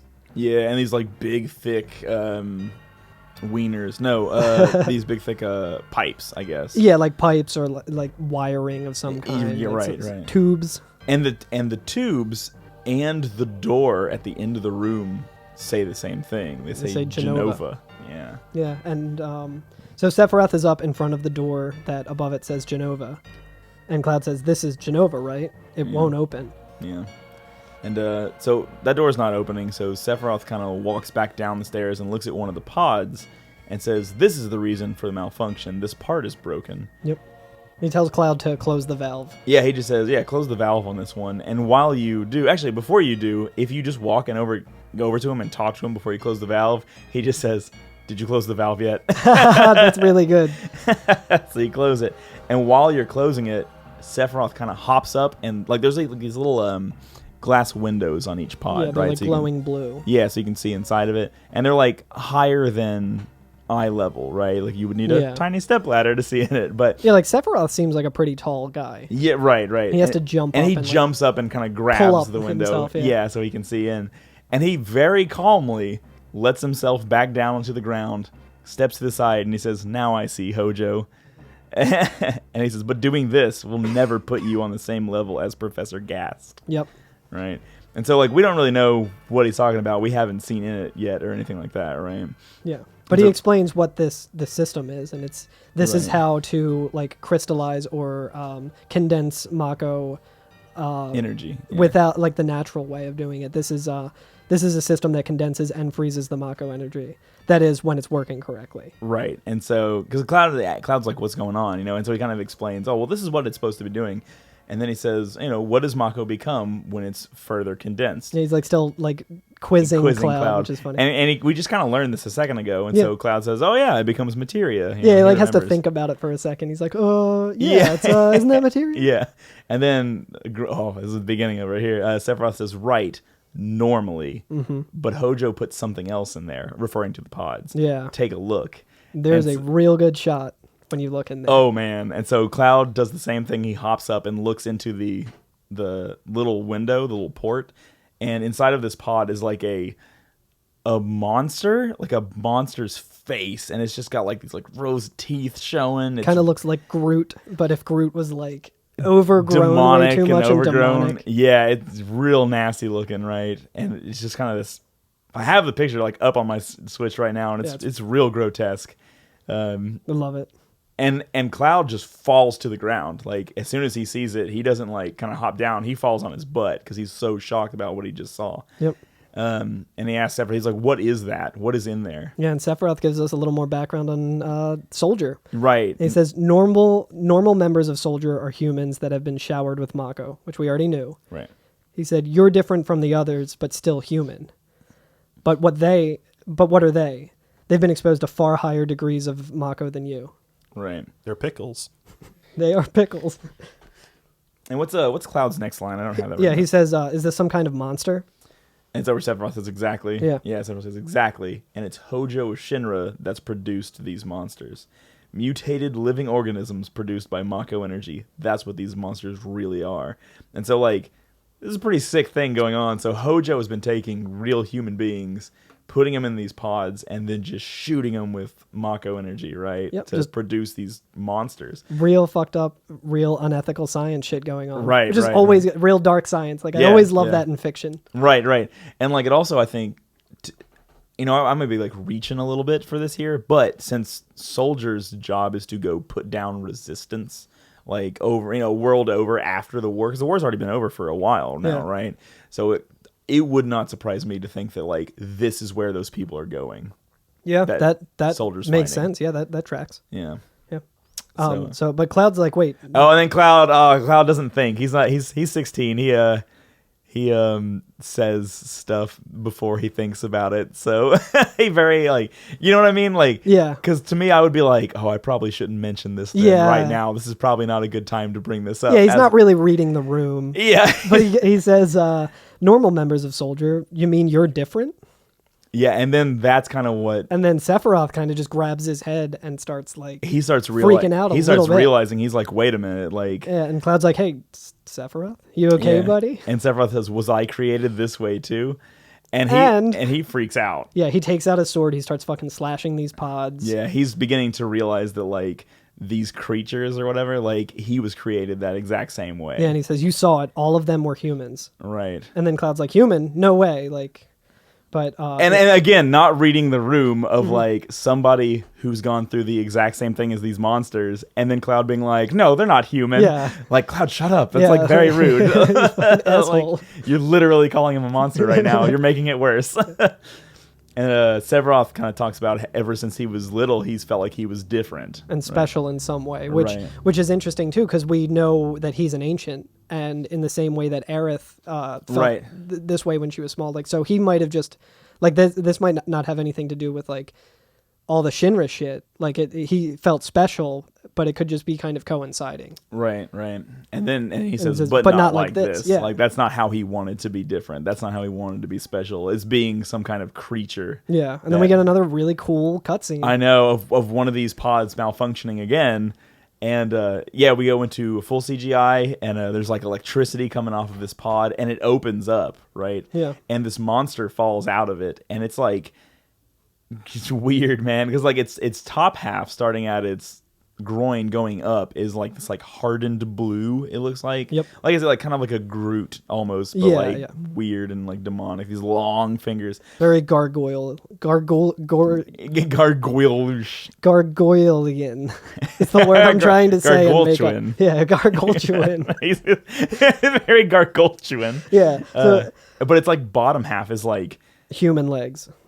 dude, it looks like burned raw, like Yeah. almost muscle, almost. It's Yeah, so this It's is upsetting. No good. Yeah, is- it's an upsetting scene. it is. It really is. Like, I it's actually, screaming I and took in the pain. entire video. Yeah. It's like it like puts its mouth up to the window and It's like screaming. and- Yeah.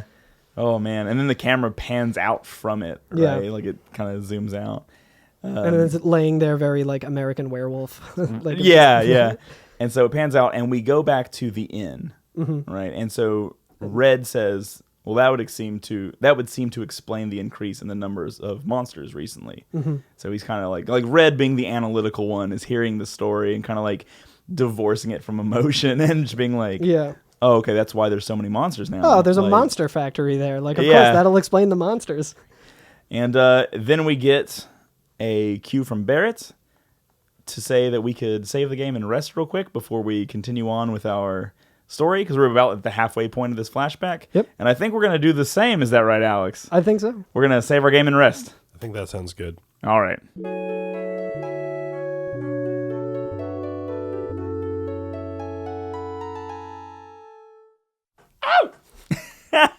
And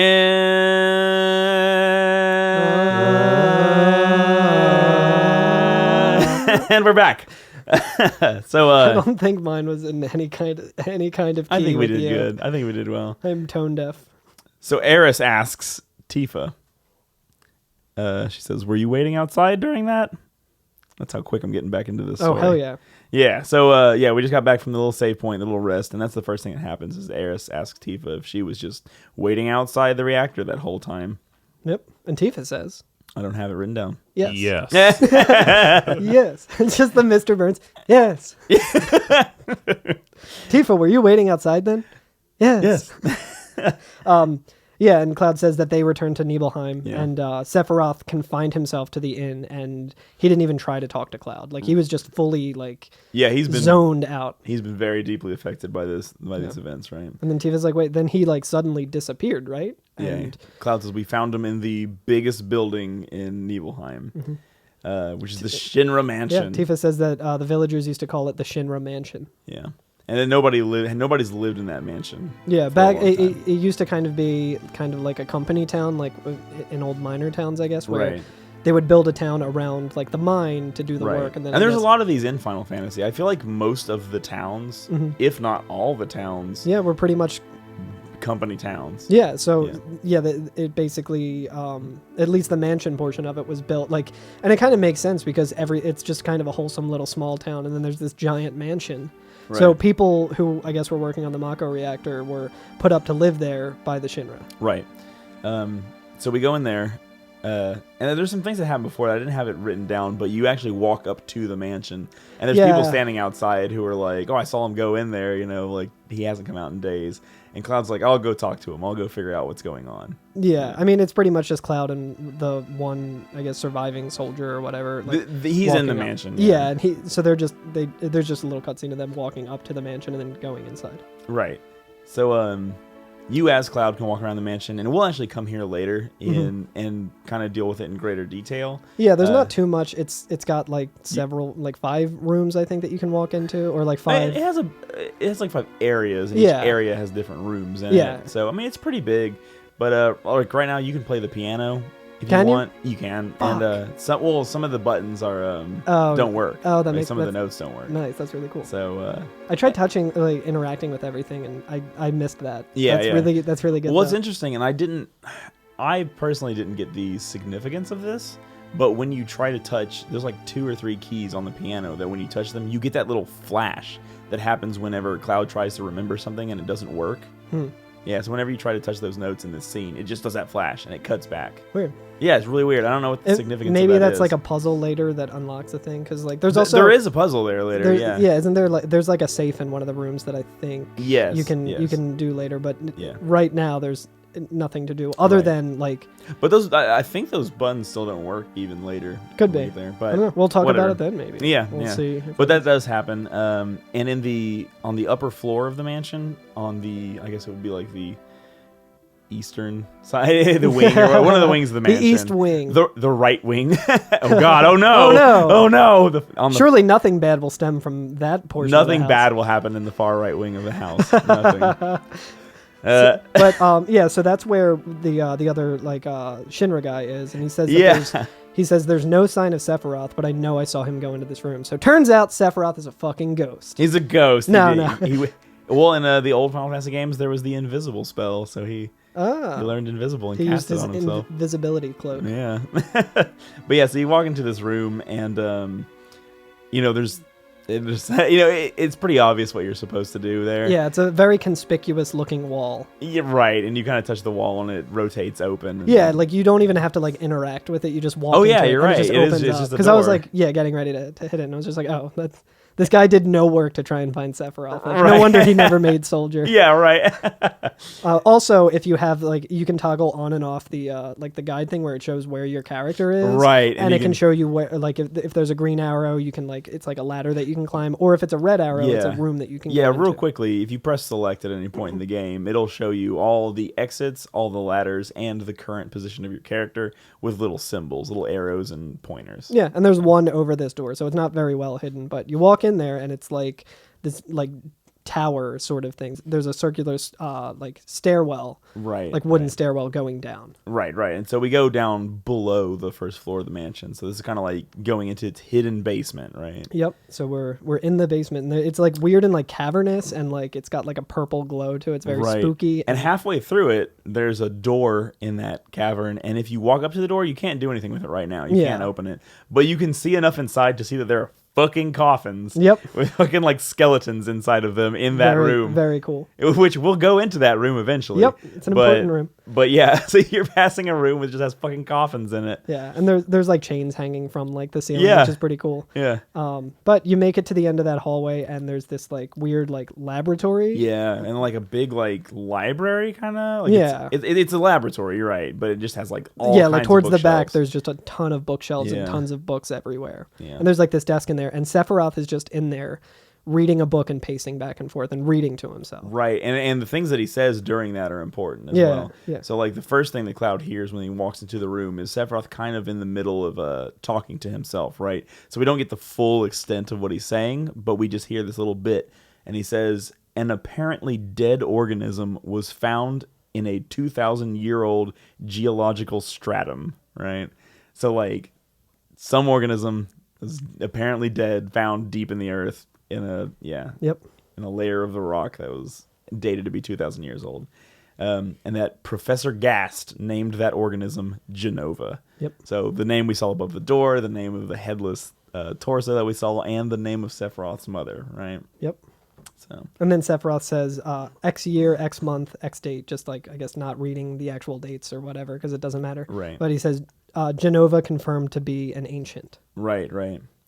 Another year, another month, another day, because he's still reading to himself with dates.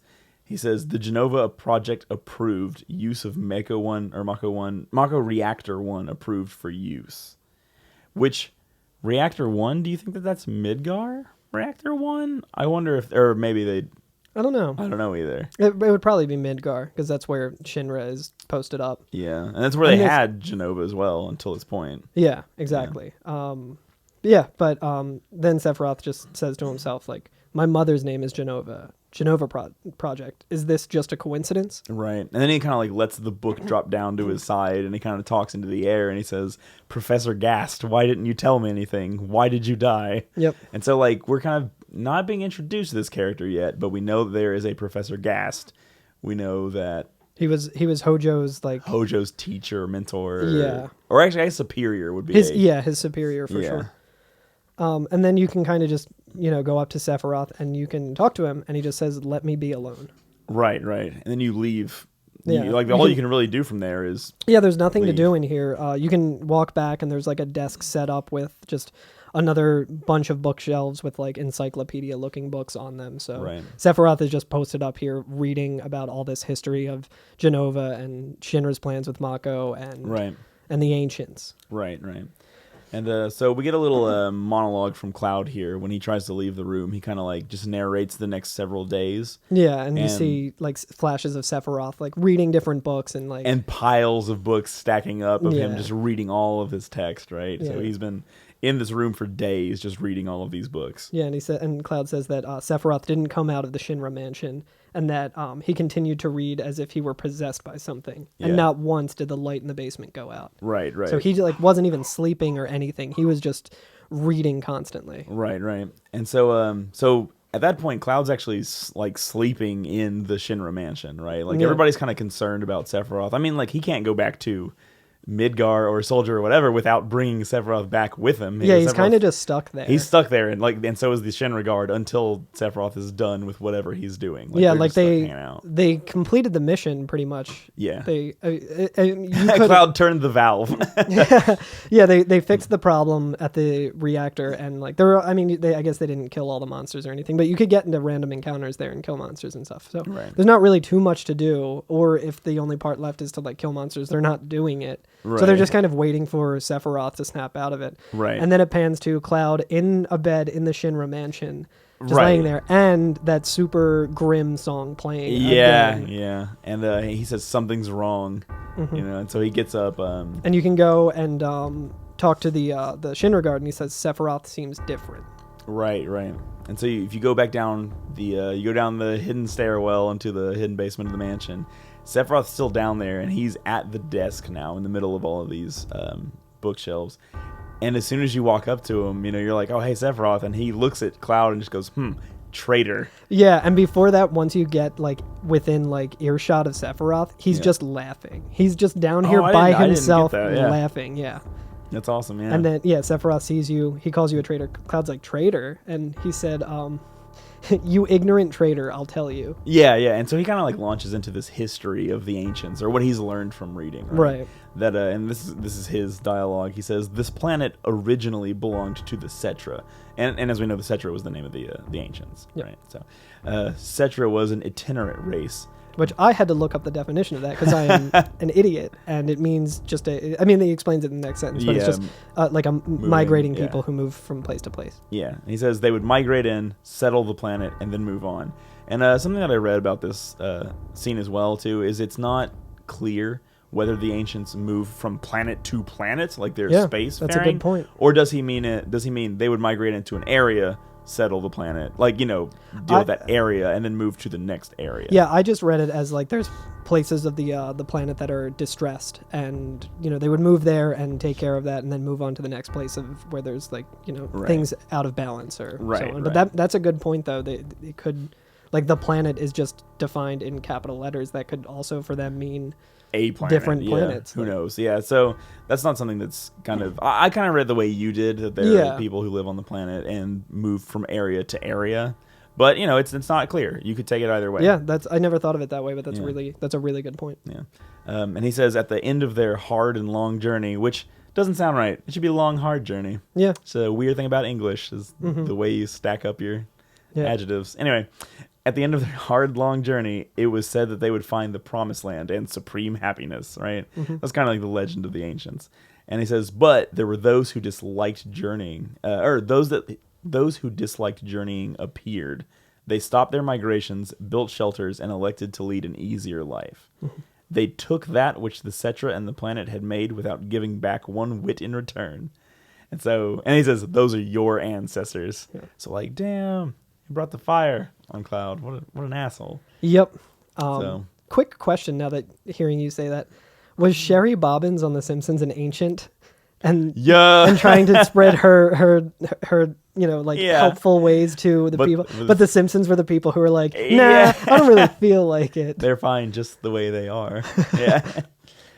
So anyway, like all of that's going on in Cloud's just like Sephiroth, like, but like trying to reach him, and he's still going. He's still like just musing about all this, and he says, long ago disaster struck the planet. Yeah. Your ancestors escaped. They survived because they hid. The planet was saved by sacrificing the Cetra.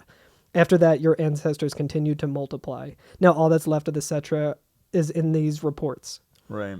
So, like, I think President Shinra said, like, or someone said that the Cetra were just a page in history now. Yeah, right. So that's a literal thing. Like, the only thing of them, aside from Sephiroth and Aerith, is these reports. Right. And so, because there were no ancients around or whatever, they didn't know anything about them, finding that creature that was seemingly dead in that 2,000-year-old geologic stratum or whatever, Sephiroth starts talking about it here. He says, an ancient named Genova was found, though, in this layer of rock, essentially. And the Genova project was started to produce people with powers of the ancients. And that's like the purpose of the Genova project, right? So they found this creature that was stuck in the rocks, that was different, found out that it was an ancient, and said, oh shit, well now we can make people who are strong or have the powers of the ancients by using this creature. And that was the Genova project. And Sephiroth concludes that idea with, I am what was produced. Mm-hmm. So he was made to be an ancient. Yeah, and Cloud's like produced, like, and Sephiroth's just like, yes. Yeah. But yes. Professor Gast, leader of the Genova project and genius scientist, produced me. Yeah. And Cloud asks how he did that, and Sephiroth is just walking away from Cloud. Yeah. Not even paying attention. Like, it's not even really clear. I mean, he was saying explicitly to Cloud because he called him a traitor, but it doesn't even really seem like he's all there. He's not really having a conversation with Cloud, I feel like. He's kind of just... he's monologuing, and Cloud is... Yeah, Cloud just happens to be there because Cloud's trying to, like, interact, and he's just not getting a word in edgewise. But he finally kind of acknowledges him right here with this last line where he says, "Out of my way, Yeah. I'm gonna go see my mother." Yeah. Or, I'm going to see my mother. Which I couldn't help but read like Seymour Skinner, like, mother. What is it? Mother? No, mother, it's just the northern. I was gonna say that. Seymour, the town's on fire.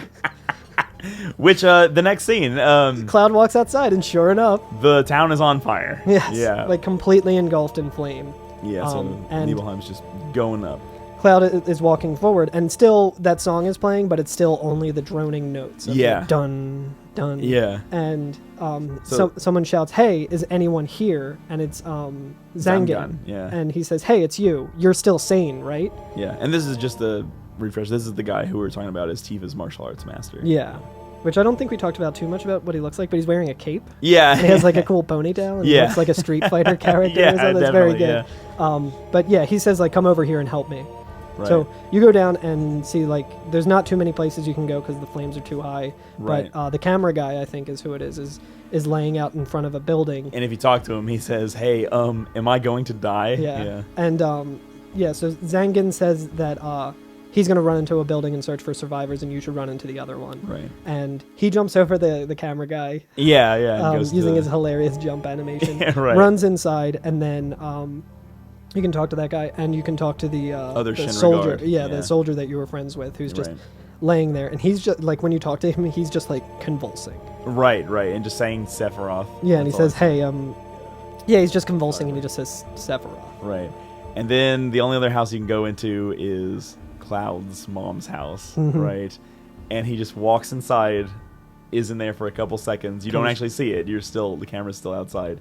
And he just walks back out and looks down and shakes his head. Yep. And like, oh, it's so fucked up. Yep. Because we just heard like in the flashback where Cloud didn't want to remember memories of his mother. He doesn't want to talk about it. Yep. And the first thing he says is like, "Oh, she was so healthy," and she died a couple days later. Mm-hmm. And like at first when I heard it, I was like, "Oh, she died of like a sickness or something." but, Mako like, poisoning or something. Yeah, but no, Sephiroth has killed all the townspeople either by literally killing them or because of this fire. Yeah, and you walk outside, and it kind of changes perspective a little bit, and you see Sephiroth down closer towards the mansion, and there's Right. two people there standing near him, and he just has And he his just sword. kills the He shit just out of them. cuts them down. Yeah, one of them, he just cuts them, like, brings it right down on the center of their head. Yep, just kills them. fucking destroys them. And then we get like one of the most iconic things, and probably like all gaming. All of gaming. Yeah, Like- at least this Final Fantasy. Definitely in all of the Final Fantasy games. Maybe in all of gaming. Yeah. I definitely had this as a like desktop background when I was in high school. Right. And it's just like the FMV version of Sephiroth, just like looking up with flames behind him, staring into the camera. Yeah, and he has those Mako eyes. The Mako eyes. Yeah, and like the camera pans out, and you just see him fully standing there, and he turns around and slowly walks into the flames. Yeah. Oh, it's so brutal. So brutal. Yeah. And then it shifts to the Mako reactor. Yeah, right. So Cloud has chased Sephiroth to the reactor on Mount Nibel. Oh, it's also funny. You're at like the outside of it, and it plays like the 2 seconds of the Under the Rotting Pizza song. Oh, yeah. that played like. Oh, outside yeah, of yeah, it does. Just for like 2 seconds, and then it just gets to no music, which is like. Right. Like if it was no music the whole time, that would be good. It's funny that they just Yeah, left that they in, where left it's the just music like, in there. yeah, It's, Doo-doo-doo-doo, really doo-doo. incongruous with the with the emotion of it. Yeah. Anyway, so we get into the reactor. We're on that catwalk. And The OSHA nightmare. The OSHA nightmare, and we see the scene from I think the first episode, or maybe the second episode that we did. Because Cloud has had a flashback to this moment in the past of Tifa kneeling over her father and saying like, "Did Sephiroth do this to you?" Yeah. Yeah. So this is actually where this scene is from. Yeah, so Tifa's over her father's dead body, and next to it is Sephiroth's sword, the Masamune. Right. And she says, "Sephiroth, soldier, Mako reactors, and Shinra. I hate them all." She's becoming radicalized. Yeah, right. And she grabs the Masamune and runs after Sephiroth. So Which she's gonna go I want to for talk about for a second is so kick-ass, because when it was in President Shinra's dead body, Cloud said, Yeah. only Sephiroth can use Yeah, that sword. and it's she like, picks that sword nope, up and is she- like, yep, "I'm gonna fucking fuck him up with this thing." Yep. Yeah. So she runs into where all those pods were, the monster pods and everything, and the one is fixed now, which is kind of Yeah, which, yeah, I mean, I guess it's Cloud back. changed that valve too. Yeah, afterwards, yeah. Just mop up that dying monster with the weird legs. Just clink. Right. Sorry, buddy. So Sephiroth's in front of the door that was locked earlier that Yeah. says Genova over it, and he just says, "Mother, I'm here to see you. Please open this door." And Tifa runs in with the sword. Oh man, looks so badass She too. says, "How could you do that to Papa and the townspeople?" Yeah, it's so brutal. She's just like got it right. She's ready to kill the shit out of him. Yep. Right? She runs up to him and like gets ready to hit him, and he just grabs it and takes the sword from her hands. And yeah, they're kind of like both like struggling for the wrestling sword. a little bit. Yeah, He gets it away from her though. Yeah, and Yep. he just does a fucking horizontal cut right across her, man, Slashes. and like slashes her deep, and she flies backward off these stairs. She flies like, far. She falls like halfway down the staircase before she even hits the ground, and then- bounces and then falls the rest of the way down. Right, it's brutal as shit. Yeah. yeah. And Cloud sees all of this and walks in as Tifa's there at the bottom of the staircase. Yeah, And he just sees Sephiroth standing up there with his sword like right. in his hand. And this is where Sephiroth actually goes into the room. Yeah, right? the door opens and Sephiroth walks in. Right. So And Cloud picks Tifa up and she says, "Oh, you promised that you would come when I was in trouble." Like, and she's like has like short of breath, a lot of ellipses, you know, like Yeah. not being able to say it. Yep. And Da-na-na-na-na-na. he puts her to the side, right? He puts her over kind of away from the staircase and runs out. He puts her right in front of a monster pod, which like I know there's not really many places you can take her and there's more pressing things, but like It I can fall found that down, pretty yeah. funny. Yeah, it just Yeah. breaks open and crushes her, or a monster no. like slivers out and eats her. Or Yeah, oh something. Like, no. Yeah, so she's wounded as shit. yeah, right now, too. she's fucked up. And then we get another. Cloud goes in, and we get another of those FMV scenes. God's fucking FMV. It's so Very metal. Oh, it's so metal. This Okay, is the so most like metal part of the game a so far. description of this room. Let's see. How do we describe it? We're in it's a dimly lit room. It's a Tool music video. It is a Tool music video. Yeah, there's all these like pipes, these like thick like tubes running up to what looks like an angel, I guess. There's Yeah. like a metal angel in the middle of the screen, and it has like a expressionless mask on. Yeah, You and know like what I'm metal saying? in like the like, not like the music sense, like an actual metal. Right, like- made of metal. Yeah, Yeah. yeah. And like the wings are like connected to the walls and tubing. And then there's just one giant red tube that leads down to like all these weird. Yeah, like, so it doesn't have legs. Its torso like the angel thing's torso ends and just becomes this big red tube. And actually, I kind of got the idea that like, I get the sense that it's a clear tube and that whatever's Yeah. running through it is red. yeah, so that makes a lot of sense. Kind of nasty. Yeah, and Sephiroth goes up to it and has his hands outstretched, and he just says, "Mother, let's take the planet back together." Right, and then Cloud runs up behind him. But he also says, Oh, "I've sorry. thought of a great idea. Let's go to the Promised Land." Ooh, yeah. And Cloud runs in and says, "Sephiroth, Yeah. my family, my hometown. How could you do this to them? And You killed my father. Prepare to die." yeah, and Sephiroth just starts laughing. Right, he just Yep. says, "Haha, they've come again, mother. Yep. Like they're doing this again." And he says, "Yeah, with her superior power, knowledge, and magic, Mother was destined to become the ruler of the planet." Right, and then I actually took an entire video of hell the of the cutscene that follows on my Switch. It's so good. It's so brutal. So he walks up to this like angel statue and rips it out of its podium. Right, he just like pulls it out, and when he pulls it out, all the tubing rips and like red stuff. What's that red stuff that comes out of it? I don't yeah, it's like it, coming out of Mommy. its mouth and stuff. Yeah, it's like coming out of its mouth and eyes, and it's fucked up. It's real disturbing. And behind it is a Familiar face. well, not the face. We haven't seen the face. There's a True. familiar torso A behind familiar it. torso that we all know and love. Yeah, so he rips it off, and there's like a tube, like a what would you call it? Like A back to tank. what is it? A back to tank, like from Empire Strikes Back. Yeah, I was gonna Yeah. say like the Empire Strikes Back. Yeah, and so there's this creature in this tank, and like it zooms in on this creature real quick. But I would like to point out real quick that if you like kind of like freeze frame it and you see what this is Genova, if you see what Genova looks like, it kind of takes the form of a human woman. Yep. But its organs are on its outside. Yeah. So like its stomach is on the like left side of it, and like the tubes from the stomach go into its body, but like it has like its lungs on its other side, and it's standing on a heart. Like its heart is outside of its body, and it's standing on it. It's the most brutal thing, and it has like gross tissue wings Yeah. as well. And like one of them's been cut off, right? Got like weird eyeballs places too. Yeah. Very like bloodborne. Yeah, it's very, very disturbing. And it's also got this like thing on its head that Yeah. says Genova on it on like a metal plate, but it's got like these giant screws in it that are They're like, screwed to its like, head. yeah, like keeping it in place or something. Right. So it's very. Oh man, I'm seeing it right now. It's too. so good. Also, its brain is exposed on top as well. Yeah. So above the plate, Oh, it shit, actually yeah. has an exposed brain. It's a very tall brain. Yeah, yeah. It's like a so it's Mars Attacks. very anime. body horror. Very. Yeah, it's very, very, very crazy. It's very gruesome. Yeah. Also, the helmet. We'll talk about the helmet real quick. Mm-hmm. The helmet says Genova and then has some text below it. Yeah. Right.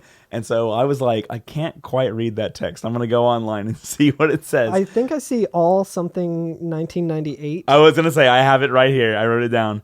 So I went online and Maybe. apparently on the original PS1 version, people couldn't see it. And even on the original PC version, people Sure. couldn't see it. And then the the PC version was updated to be higher res and have better textures later. Yeah. And that's the first time that people could actually make out what it said. And the text is this. It says, "Made in Hong Kong. All rights reserved, 1996." And then says Square Company Limited, the Squares who made the game. Whoa. Square is misspelled SQER. SQE. Square. That's so good. Square Company Limited. That's insane. So that's what's on it. And so, yeah, I just imagine whoever was modeling it is like, no one will ever see this. Like, It's like that one game developer who put in that message to hackers in his game. yeah, It's like, right, all right, you right. hacker fucks. Like, Yeah, my yeah. name is whatever. Like, I'll break your legs if you ever see this message. Another gross thing about Genova I would like to point out too is that big red tube from earlier Mm-hmm. goes inside of the tube that Genova is enclosed in and directly into its stomach Jesus. too. So it very fucked up. Yeah, and and- it's real disturbing. And while he's ripping the enclosure apart, he also says, but those worthless creatures, are stealing the planet from Mother. Right. But now I'm here with you. yes. So now we're kind of getting an idea of what Sephiroth's mission is that Cloud was talking about last episode. Right, where he said, yeah, his mission's different. He would never do something. Yeah, and so Cloud nice. runs in and screams at Sephiroth, and he has his sword out. Oh yeah. And he says, what about my sadness, my family, friends, the sadness of having my hometown taken from me? Right. It's the same as your sadness. Like, he's And- trying to point out, like, dude, everything that you, like, Are feeling I'm feeling too. And then I love Sephiroth's retort to this, where he just says, "My sadness. What do I have to be sad about? Like, I've been chosen to be the leader of the planet." Yep. So like, oh, it's so Yeah. disturbing. And he calls himself the Chosen One, which Yeah. is so cliche, but so fucking Right. scary. Yeah, and he says, "I have orders to take," and orders being like cosmic orders, right? Or it could be a situation too where he keeps talking about Mother, and the only other ancient that we've encountered also talks to her mother. Right. So I was thinking Oh, about yeah, this, and yeah. I'm like, how much of this is Sephiroth? Well, just in- we'll learn about much later in the game. We'll learn about the accuracy of calling Genova an ancient. Okay, cool. Yeah. Yeah. So he says that he has his orders to take back the planet from you stupid people for the Cetra. Right. Somebody Yeah. calls them stupid people. Yeah. Yeah. And what do I have to be sad about? Yeah, so he's not feeling. He's like, this is where he lost his humanity because he doesn't even Right. have any kind of shred of it anymore. He has this mission. This is what he believes, and he's Yeah. just going for it. Right. And Cloud, has a moment where he just says, "Sephiroth, I trusted you." And then he stops himself and says, No, you're not the Sephiroth that I used to know. And then Gautier starts playing softly in the background. You're not the Sephiroth I used to know. Somebody. Anyway, and then we get this awesome kind Gautier West. we get this awesome like flashing screen where like the camera shows Sephiroth and then for like 2 seconds and then Cloud for 2 seconds and then it keeps Sephiroth flashing for back and forth. 1 second and Cloud for a second and then for a half a second and it keeps flashing back until it's like every frame is either Cloud or Sephiroth. Yeah. And it starts to just white out, right? And so Yep. the screen just whites out. And then We're standing back in the inn with all of our team members in calm, and Cloud goes, and that's the end of my story. and that's the end of my story. It's like Forrest Gump, and that's all I have to say about that. Yeah.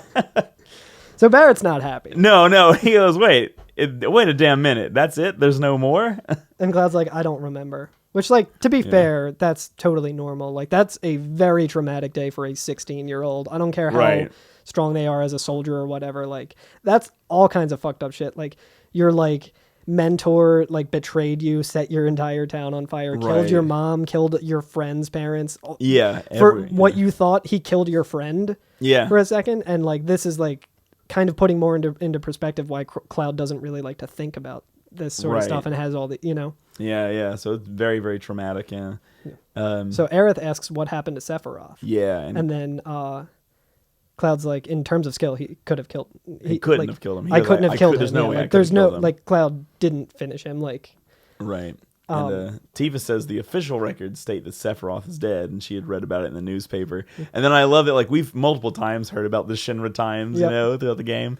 the And failing Shinra Times. Yeah, the failing Shinra Times is fake news. Yeah. Although I guess in this case, it's, I mean, yeah. yeah. But and then but I she love says what Aerith says. Yeah, she says Shinra Inc. owns the newspaper, so you can't rely on that. I love it. Wouldn't that suck if like corporations owned newspapers and Could their you and their imagine? narratives were like unreliable? Could you imagine if giant conglomerates own the news? Yeah, it'd be fucking crazy if there was like some rich asshole who got to have control of like some sort of newspaper and say like, oh, maybe you should talk about how billionaires aren't the problem. President Rufus Murdoch. So, and then Cloud has a moment here where he even doubts himself too, and he kind of says like, "Oh, I challenged Sephiroth and lived. Why didn't he kill me? Why did that happen? He just Yeah, killed me how like did that that. happen? Yeah, And he says, I want to know the truth. I want to know what happened. I challenged Sephiroth and lived. Why didn't he kill me? And Yeah. Tifa says, I'm alive too. right. And And- I like what Eris kind of like. Again, like Eris is such a good character. Yep. Like she's also like the discerning one because she's always like she says a lot of this doesn't make sense. What about Genova? It was in the Shinra building, right? Like how would it get there? And Cloud says, "Oh, Shinra shipped it from Nibelheim to Midgar." Yeah. Did someone carry it out later? It This was is missing from Eris the saying that, yeah. It was missing from the Shinra building. Right. And then Tifa's like, was it Sephiroth? And Right. Barrett's just like, damn, none of this makes sense. I'm going, gone. Gone, and I'm leaving the thinking to you. Yeah, Barrett's fucking done. He doesn't give a shit. I like because like it reminds me of what he said like the first time you see Genova as a headless. Yeah, he's thing. like, oh, this doesn't matter right now. Let's just fucking... He says, "This is stupid." That's what he says. He's just done with it. And here I feel like he's not really saying like this is stupid and doesn't matter. He's just like, I am not going to understand this and I'm fed up with this conversation because none of it makes sense. Cloud doesn't know what the fuck's going on. Tifa doesn't know what the fuck's going on. Yeah. Like, I'm going to leave the thinking to them. I don't care. I just want to like bash Shinra's heads in Right. and like find the Sephiroth guy and fucking kill him. And so Barrett actually runs down the stairs, so he's no longer in the room, but we still have Cloud the rest. says, oh, brother. Yeah, and we still have the rest of the crew up there. And Tifa asks Cloud, "How bad was I after Sephiroth stabbed me?" And I like his response, where he just goes, "I thought you were a goner. I was so sad." Yep. And I'm just like, "Oh, Cloud. Yeah. Oh, buddy." And then she's just like, ... Yeah, right. And then Era says she kind of is talking to herself, and says all the ancients, the Cetra, Genova, Sephiroth, and even myself, like she's kind of thinking of all Yeah, this now over in her head. she's going to go nuts and just light calm on fire. Right, yeah. No, but Tifa says like, let's go. Barrett's waiting.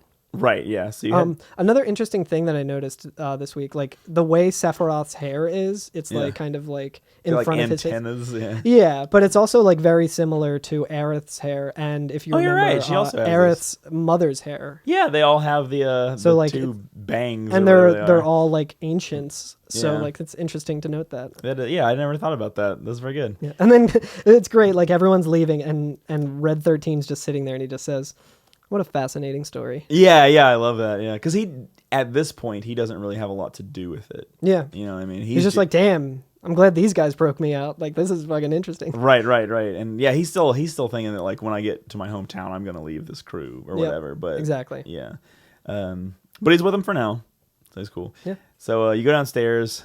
Before you leave the room, there's actually a closet on the left side of the screen where you can find like a little. There's a bottle that's just out of reach, and Cloud's like, "Oh, I can't reach that." But if I you didn't see see that that. at I all. looked around. I was but like, yeah. "God damn it, I need to save." but if you try it 5 times, it'll just fall on your head, and it's a mega elixir. Oh, Get the fuck shit. out! What? Damn, I had no idea. I gotta go back. I know that's a good item. That's awesome. Yeah, like good call Good there. catch. Yeah. So I think the only notable thing now is you talked to Barrett. Yeah. And for me, Barrett and Red were downstairs, but that's also because really? they weren't in my party. So I think, Okay. That's cool. So I think whoever wasn't in your party is going to be down there, but you also talked to Barrett, I guess, or maybe it's someone I talked to different for you. Barrett and Tifa Yeah. when they were down there, yeah. And Barrett gives you the PHS, which I guess is phone system, Yeah, I guess. is what I understand. Because it is a cell phone.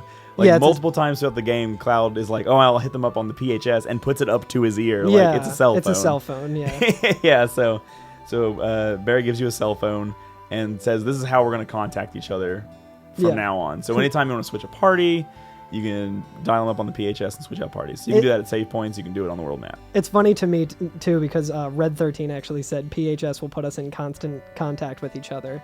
Like, it's just funny hearing that from Red. Like, yeah, he's a millennial. He knows what a cell well, phone no, I is. was gonna say he was like predicting cell phones and smartphones and social media will always be in contact with each other 24/7. You can't escape it. Yeah.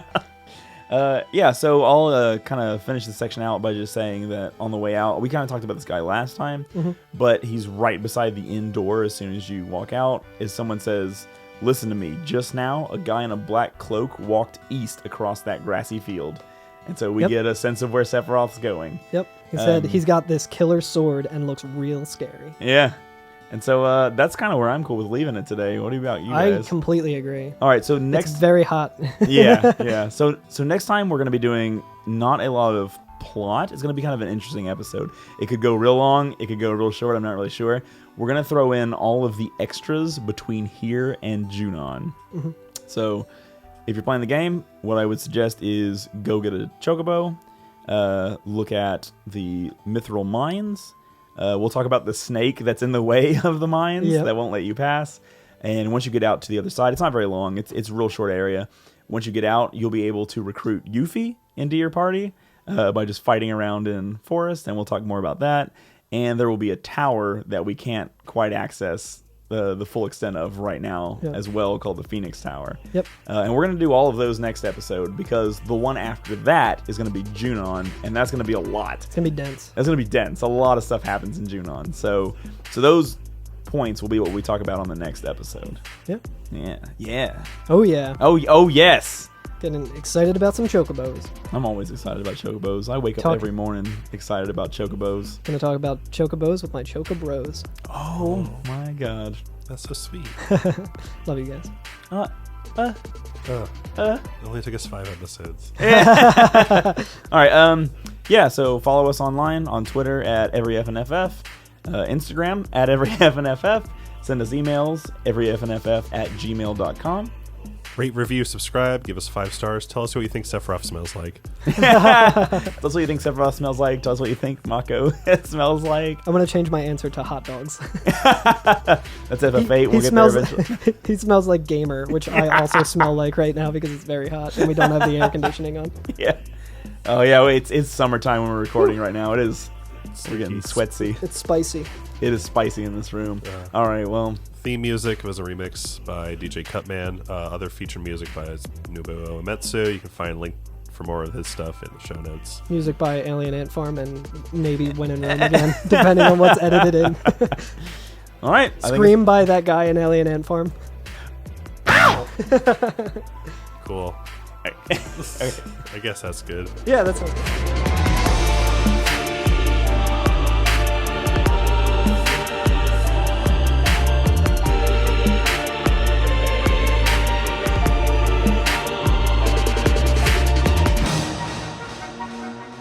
Creating motorcycle chase ASMR. Yeah. And then Cloud takes the turn really gently. The Shinras are coming up behind him. I think that the colored Shinra soldiers take additional damage, but I'm not sure. I forget how it works, and I didn't look it up because I'm bad at this. I know that when I played the game, occasionally it seemed like some of them were taking 2 hits to be able to take out, and